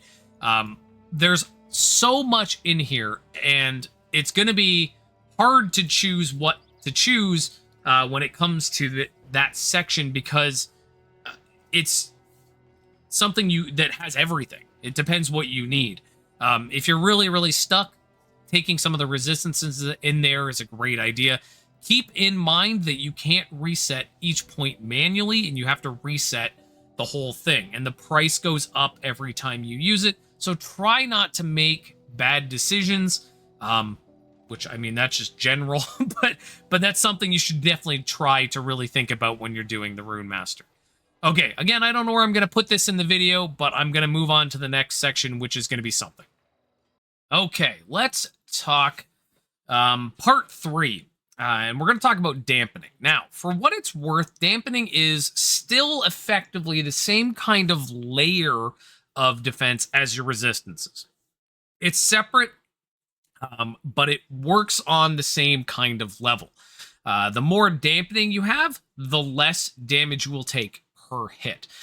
They all have their own things. Physical, element, and chaos all have their own separate things. Generally, you will get elements all together. You won't get just one individually. There are cases where you can, but typically you'll be getting it all together. Physical is on its own, and chaos is on its own. Chaos is going to be the hardest one to get, but you can still get solid amounts of all of them. And the more of these you get, the better. There are a few skills in the Zodiac and some of the relic and artifacts that will lower your dampening, making you take more damage. And you obviously want to offset that as much as you can. There's also a node in the Zodiac that will completely nullify critical damage, but it will make you take more damage overall. So unless you have a lot of dampening to make up for that, it's probably not a good choice. I am going to talk more about that later in the video as well.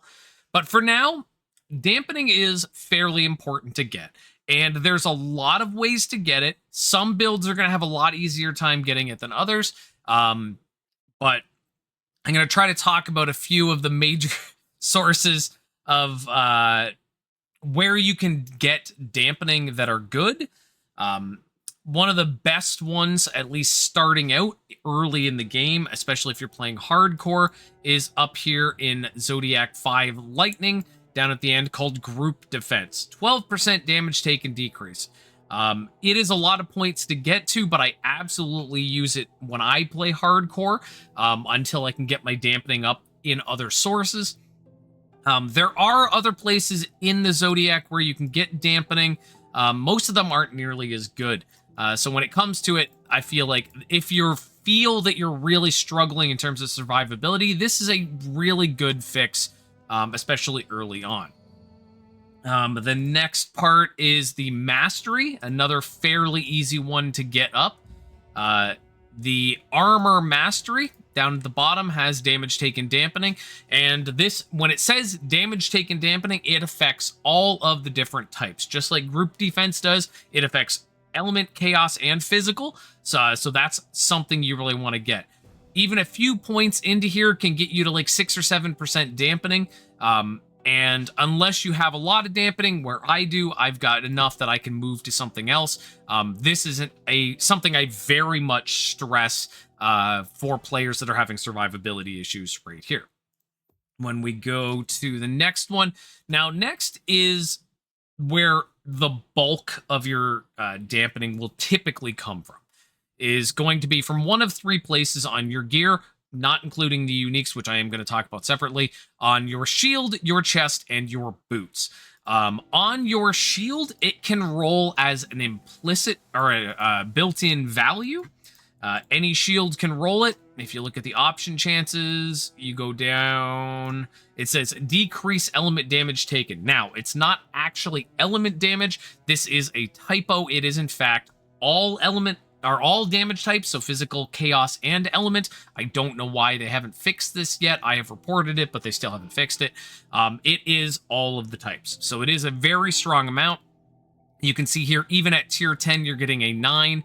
I'm not sure what it gives at 14, because I haven't used one at 14, but I know with a 13, it was 15%, which is a huge amount of dampening to get. So if you are a shield user, absolutely take this. It is a great amount of dampening. You can get it on chest from the Spica Authority. If you go to Spica and scroll down, you can see dampen damage taken. And again, at tier 13, It's a lot. Again, I think it was 15%. I'm not sure what it is at 14 because I haven't had to make one yet, but very strong amount there. The other place you can get it is the authority modifier, the implicit value. Not, it's authority implicit. I don't know what the name is actually, but it's available in there. Also on, I believe, Seftar. Yeah, Seftar will give you dampen damage taken. It will give you less overall than taking one of the other ones that has like, where is it? Like, see, where is it? There it is. Physical damage taken dampening will give you more, but it'll only give you the one. So if you're going to go for any of them, I absolutely want to say that Seftar is the best one because it will do chaos dampening, which is one of the bigger issues when it comes to later in the game. Now, I am 100% sure you used to be able to get it on boots because I have it on my boots. But for the life of me, going through the authorities, I could not find an authority that gives dampening. I could have sworn it existed. It might have been a craft. I'm not sure. If somebody in the comments knows, please let me know so I can let other people know. Because it was a fairly big source as well. I think you could get something like 9% dampening there. When it comes to uniques, especially some of the harder to get uniques, dampening is ludicrous on some of the things. When you look at something like, that's not it. It's the chest piece. Where is it? Armor. The numbing armor can give up to 18% damage dampening, which is very strong. The Mirror City's sailboat shield gives a huge amount, up to 50% dampening.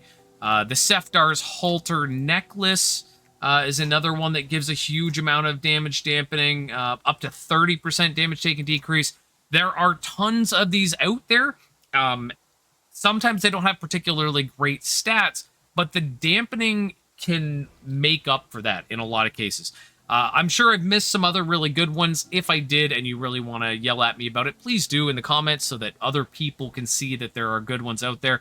I know I get a lot of my dampening from the fact that I have the Mirror City sailboat shield, but there are some really good dampening pieces out there, and I'm really strongly getting one of these uniques if you can't get others. Some other good sources are jewels. The jewel score up to 450 will give you a 3%, a 1%, and then a 2%, which isn't bad. Individual jewels, backlight, and instinctive counterattack will give you, one will give you physical dampening, the other will give you element dampening. And then in the white jewels, brilliant armor and natural ignition will do the same things. Brilliant armor will give you physical, natural ignition will give you element.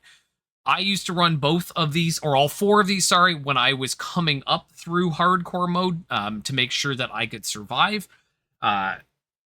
You can only use one of each, but they are a pretty decent amount across the four jewels, and generally getting the white ones, even in today's game where it's harder to get the jewels, getting some white jewels isn't that difficult, and I feel like they're a good choice to go for. You can also get a 5% in the Rune Hunter registry. I don't personally recommend taking this unless you are really having survivability issues because it's only element damage taken decrease, but it is available there. I absolutely recommend taking the movement speed, but the 5% element damage taken dampening is there as well. There are only a few runes that I know of. There could very well be more. One of my big complaints about this game is that you can't search for words in the text. I would love to be able to type dampening in here. I've put this on my wish list for the Season 6 video. But you can't search for things that have dampening, so I only know the ones that I've personally used. So there are only two that I know of that do any dampening. The Bulwark of Protection Defense Enhance, I've talked about already in the video. does give you some decent dampening, especially if you can modify it and add other things. You can get a decent amount of dampening from this. The agile movement defense enhance also gives some nice dampening, okay? But it does lower your armor. So unless you have a ton of armor, this is a little bit spicy.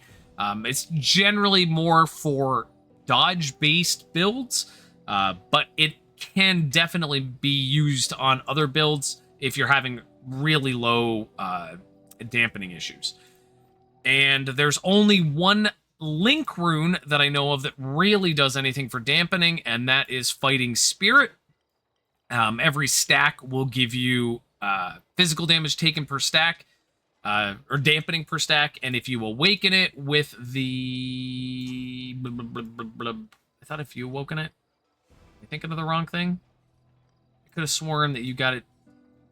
Is that legendary? Probably at legendary. At legendary, you get element damage taken dampening as well. It's obviously only effective for a very small subset because it has to include attack, melee, and strike.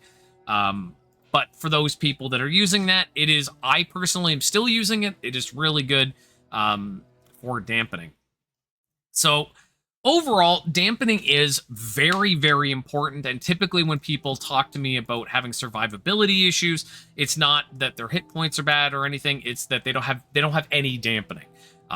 Finding even a small source getting like 10 or 15% dampening can make a huge difference when it comes to taking those big, massive hits, and using it in conjunction with your resistances can really, really lower the amount of damage you're taking overall.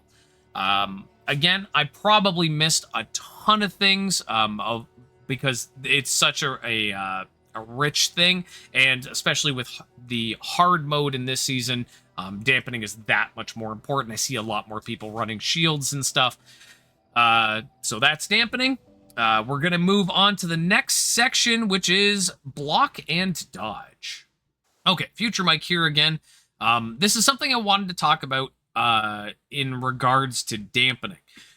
Veil of Protection is something that is very effective at protecting you in terms of dampening on top of your actual dampening. It will either protect you from ranged damage and let you take more melee damage, or let you take less melee damage and take more range damage. If you are a ranged player, the extra ranged defense is really helpful. Even as a melee player, I find that I take more damage from like archers and fireballs and stuff than I ever do from melee. So this can be a really strong thing as long as you know sort of what you're getting into. If you're going to be fighting certain bosses, knowing if they are going to hit you with more range stuff or if they're going to be hitting you with more melee stuff is important. You can toggle it back and forth at will if you put it on your quick bars or whatever, but it's very strong. And I know, especially when I was playing a sort of mid-ranged fighter, that I was having trouble with getting hit by projectile attacks, and I would rather take the extra physical damage, the close range melee damage, and not take that extra projectile damage. Okay, block. Now, block is effectively like another layer of dampening. I don't know the amount, okay, that gets absorbed when you block. It doesn't take the full damage. To my knowledge, you do take some of it. I'm not sure what percentage it is or what it is based on. Anything else, if you have more knowledge about it, please let me know. I would love to know. But blocking is a way to just stop some incoming damage. It's great. The major issue is that there are not a lot of ways to gain block without using a shield. Now, if you're using a shield, awesome. Okay, you can get a lot of block and you can be very strong with it, with very little investment. If you don't have block, you can get block naturally. I think stabs have a small block chance. I know when you dual wield, you get a small block chance that you can modify. And I'm sure there's other ways to get block chance without shields. But there's not a lot of ways to get a lot of block chance. Some of the best ways I'm going to talk about, but again, the best one is just getting a shield. If you get a shield, any shield, you can put a couple of modifiers on it that will help your block rate dramatically. So if you have a shield, it has a natural block expertise number. Okay, and if you get the modifiers on it that are right at the top, nope, sorry, they're not. Gear expertise, gear block expertise can give you a lot. It can more than double the block expertise of a shield in most cases. Then there's, I swear there's another one. I think it's maybe an authority. I haven't done shield stuff in a while because I've got Mirror City Sailboat. But getting your block expertise up on your shield will give you a ton of block on its own. You can get, if you are using a shield, you can get some extra stuff. In the armor mastery, you can get some block rate. Right here, you can get block expertise and block recovery speed. I would also like to point out that block recovery speed, as far as I can tell, doesn't do anything. I've tried with lots and tried with little, and I honestly can't tell you what it does. If somebody knows, please let me know, but I feel like it doesn't really do much. It's the time basically between when you can block and when you can block again. But I don't notice a difference when I increase that number. Maybe I'm wrong. Maybe there's more to it. If you know, let me know. But you can get a little bit of block expertise in here, and this will apply even if you don't use a shield. So if you're struggling to get some defense, that can be a way to get some. In the Zodiac, if you are using a shield, Try has a ton of stuff that will give you shield-based things, that will give you... can't find any.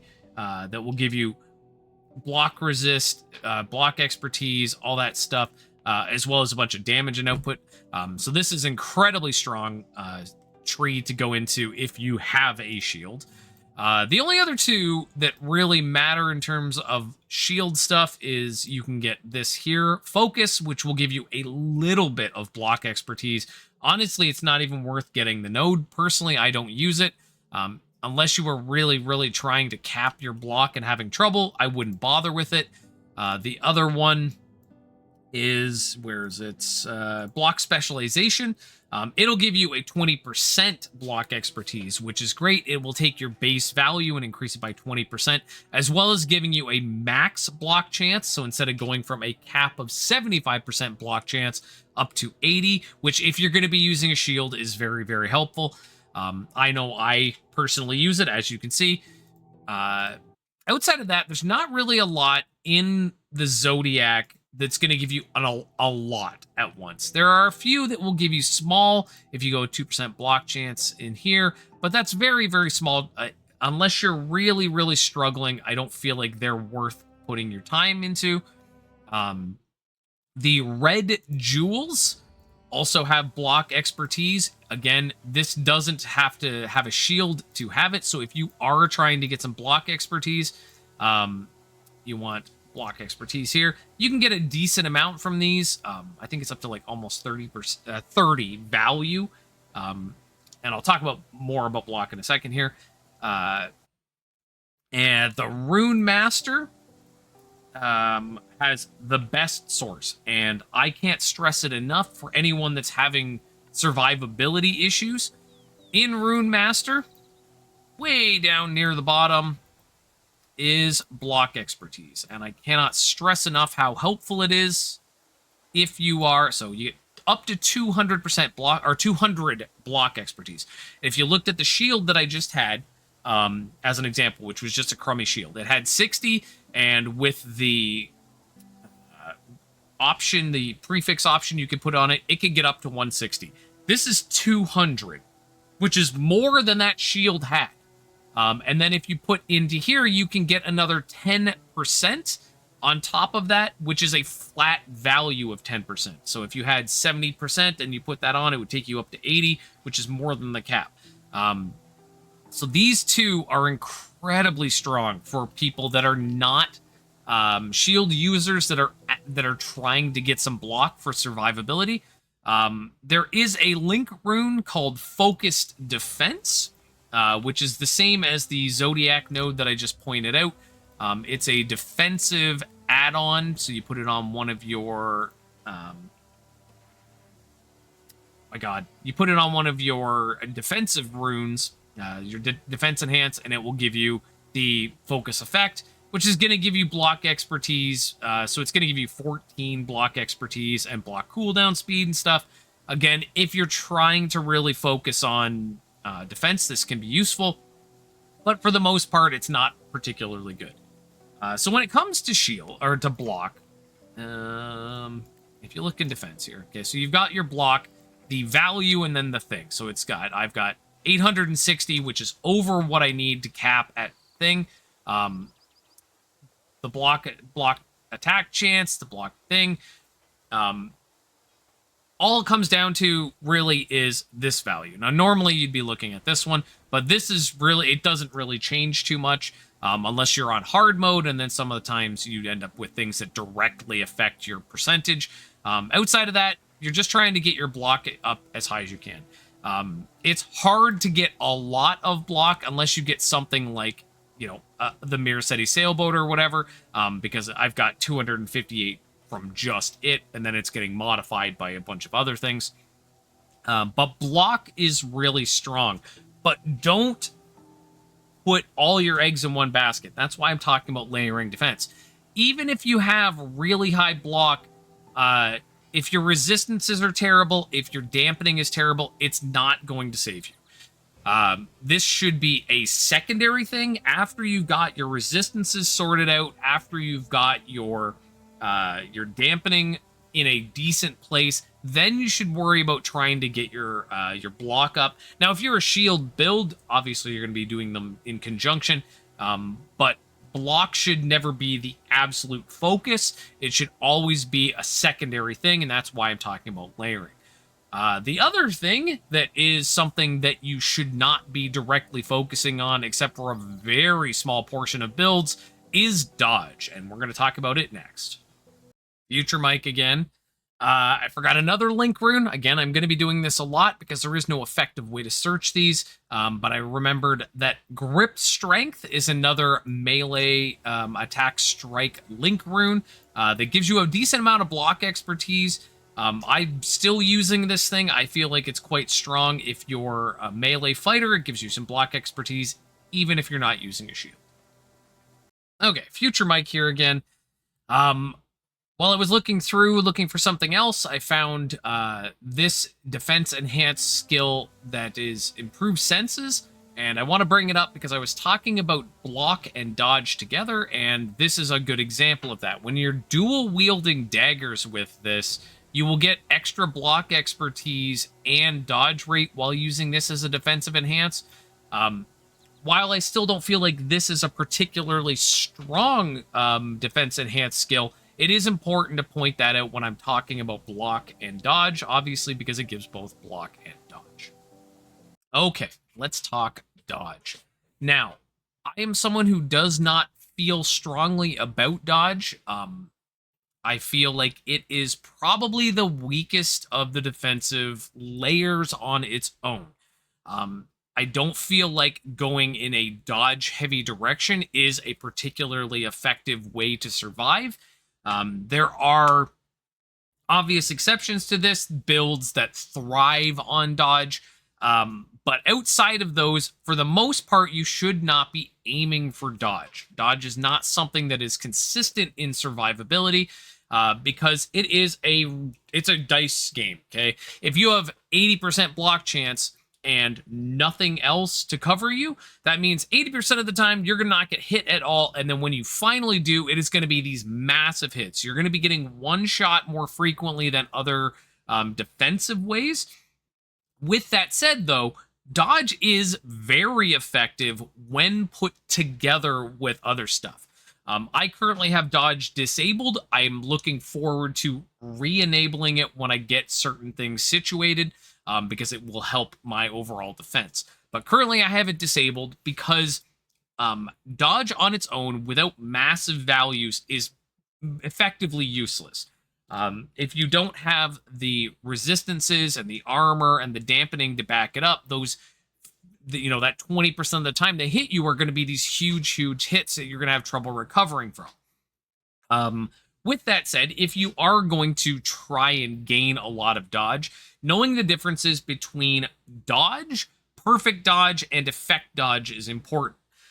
So dodge is exactly what it sounds like. It is a number that the game rolls a dice and sees if you get hit or not. It can be affected by monster level, by curses, by other things, and lowered to a point where it's effectively useless, especially in some of the hard mode where you can get curse of dodge, whatever the heck it is.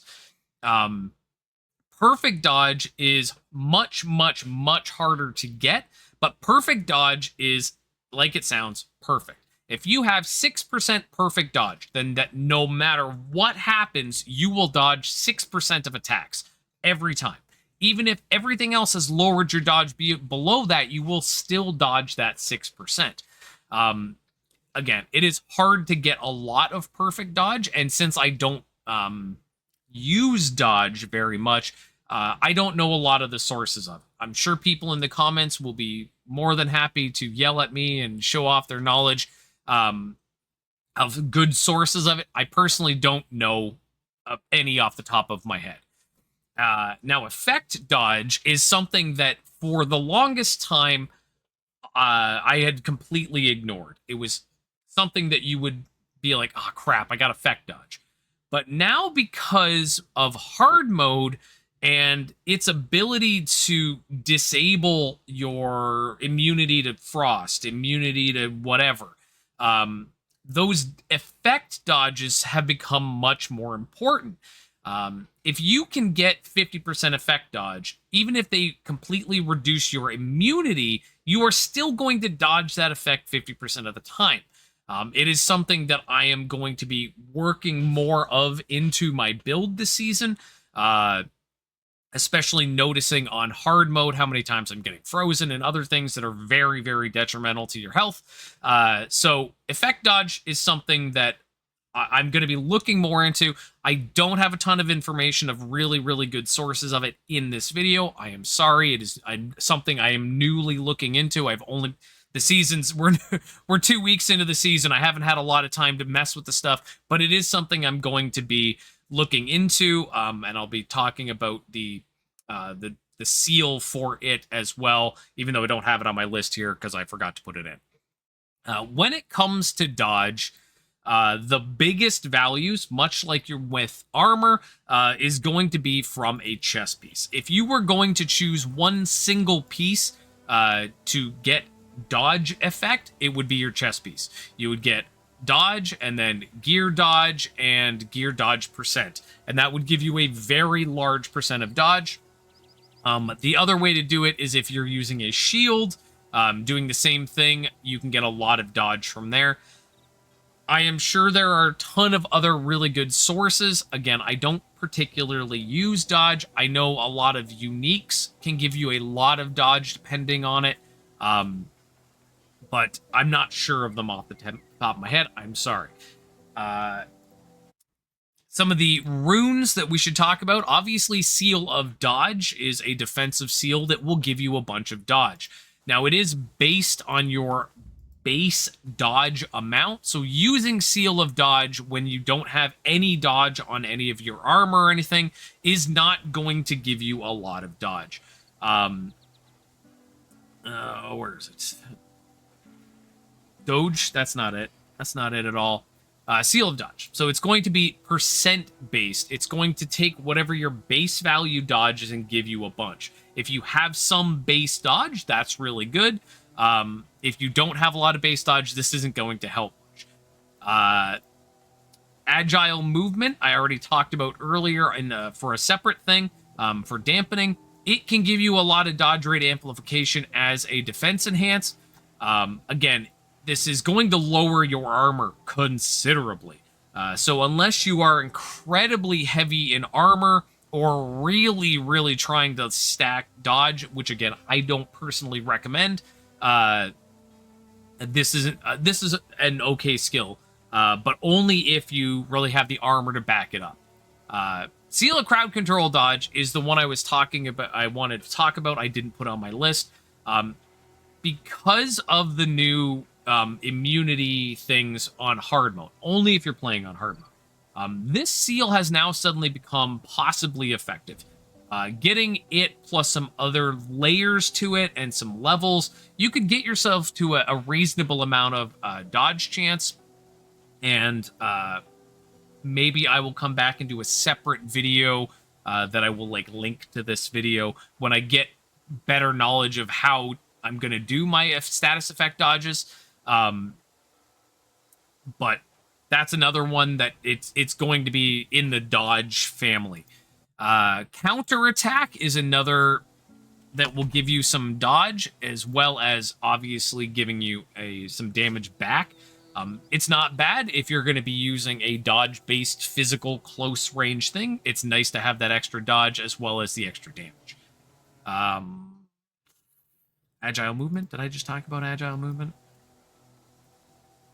Thought I did, didn't I? Is that literally the thing I just... It is the thing I just talked about. Okay, so I already talked about that. And roll, the movement skill. Now, while I absolutely detest roll, if you are a dodge-based build, this gives you it gives you dodge rate amplification and a good chunk of dodge rate. It's not a particularly great move skill, but if you're going to be dodge-based, this can help you cap your dodge out while you're trying to move around. So it can definitely be worthwhile. There's 2 link runes that I know of. Spot Weakness is one of them. Now, I personally use Spot Weakness because I like melee, or I'm up close and I like to have the extra damage. But eventually this dodge rate will come into play.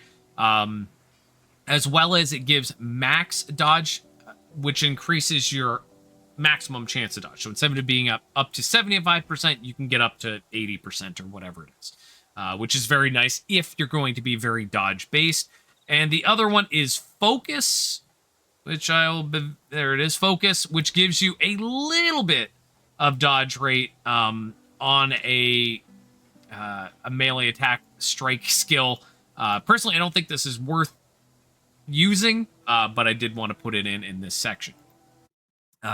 In the armor mastery, much like the other ones, there is some dodge you can make use of, because it is, where is it? Perfect dodge. And again, I talked about perfect dodge and how effective it is. If you are going to be doing a dodge-based build, you might want to consider this. But again, still in my opinion, unless your dampening is really good, I would go with the dampening over the dodge. But obviously, that's up to you. When it comes to jewels, there are 3 jewels that will give you dodge rate. Nimble Excavation, Excellent Senses, and Alchemist. One is for melee, one is for projectile, and one is for element. But they will all give you some dodge. There's a ton of dodge on green jewels, and it's important to note when I was talking about the base dodge rate and your dodge rate percent. If you don't have any dodge rate and you're trying to get your base up, these are a great way to get a lot of dodge. Even 1 jewel can give you basically as much as a piece of armor. So if you don't want to go with armor-based or dodge-based armor, but you will have a free jewel slot, you could put one of these in and get a decent amount of base dodge rate. And then all the other times where it's a percentage modifier, it's going to work better because you have that bigger base. You'll always hear me talk about big bases. I like big bases, and I cannot lie. You'll hear me talk about those in a ton of my videos. The blue jewels have status effect dodge chance, which again I was talking about, and I think these are going to be more effective now. I'm not sure how much these could actually get used, but I think status effect dodge chance is going to be more important as the game progresses. The one thing I do want to talk about status effect dodge chances because people don't understand how it works. Status effect dodge is after an attack has already hit you.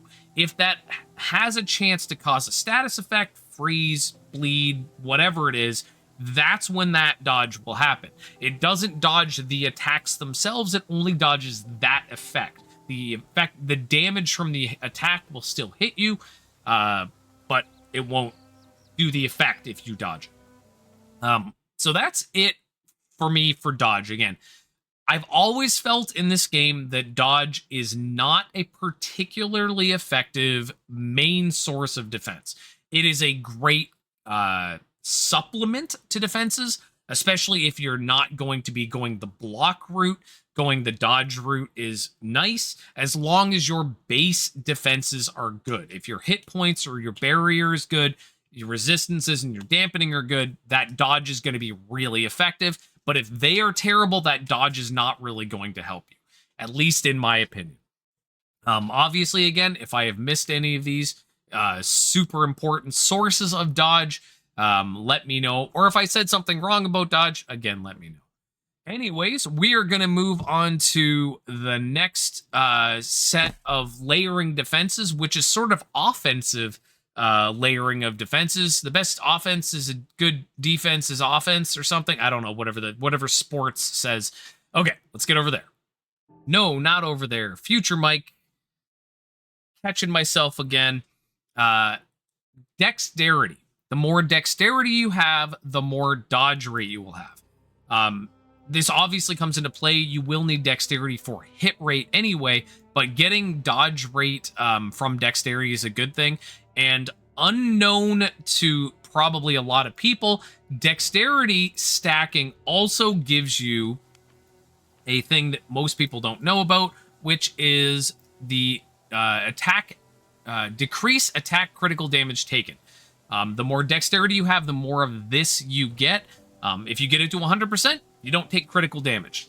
So that is something that I will be working on as well. It's a layer of defense that shouldn't be ignored, but it's not something you should prioritize either. Having some of this is obviously going to be very, very nice. It'll lower the amount of damage you're going to take from critical hits. The more you get, less critical damage you're going to take. If you get it to 100%, you don't take any. Is that it? I think that's it. Okay. Okay, part 5. Now, this is the part where instead of defending you using yourself, you're going to defend using your skills. Enemies, I want to quote the movie Starship Troopers. An enemy cannot push a button if you disable his hand. The same thing is here. If you do something to an enemy to stop him from moving, to stop him from attacking, he can't hurt you, and that's a layer of defense. Freeze is incredibly effective.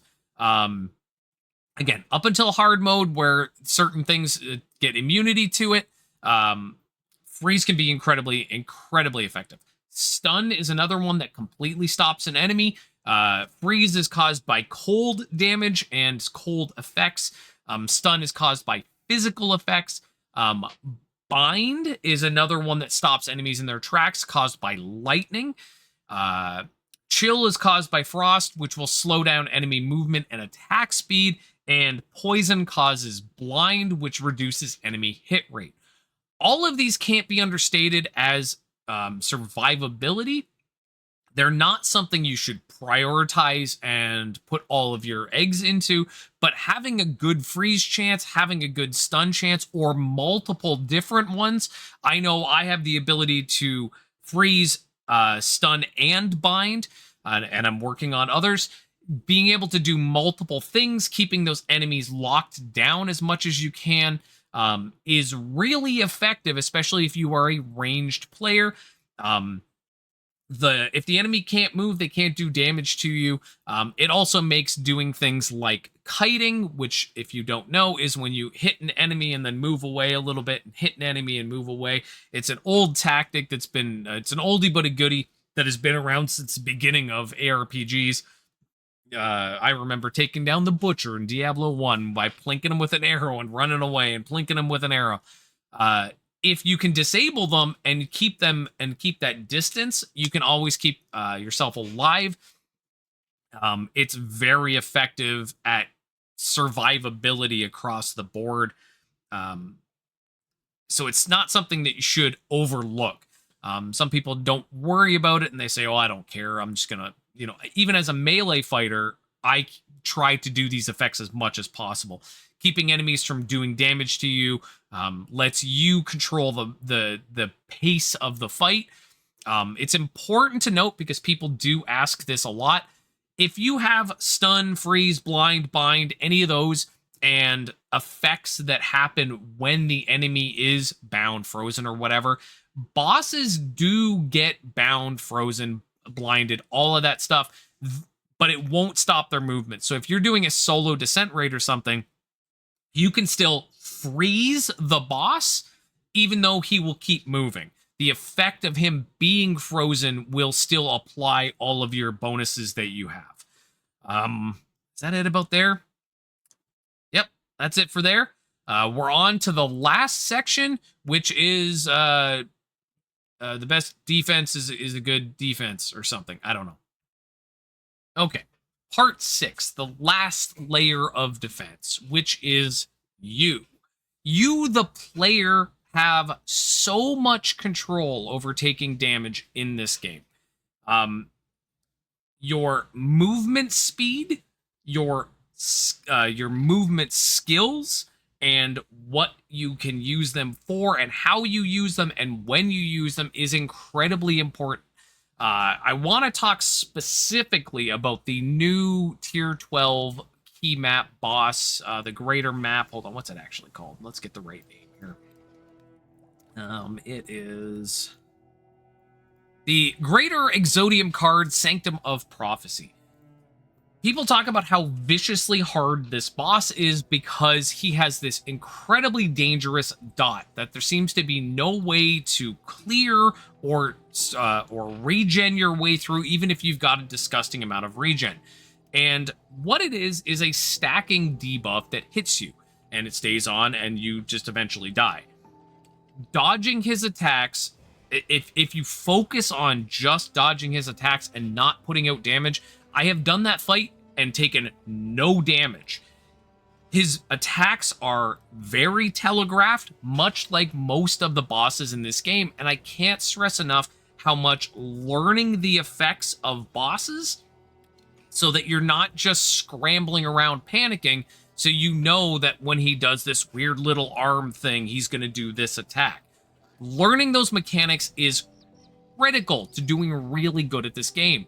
I saw someone talk on Reddit last season about how they need to make the bosses' attacks easier to dodge, and those people aren't looking at the bosses.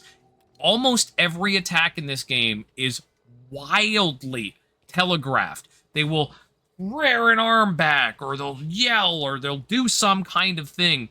And I'm not talking about the ones that put a big red area on the ground. I'm talking about every skill. Just about every attack in this game, with the exception of a very few from like the tobacco smoker, whatever, or tobacco, that guy, his attacks lock onto you and they're going to hit you no matter what. But almost every attack in this game is comfortably dodgeable if you have good move speed and a good movement skill. I can't stress enough how much learning mechanics is something you should be doing.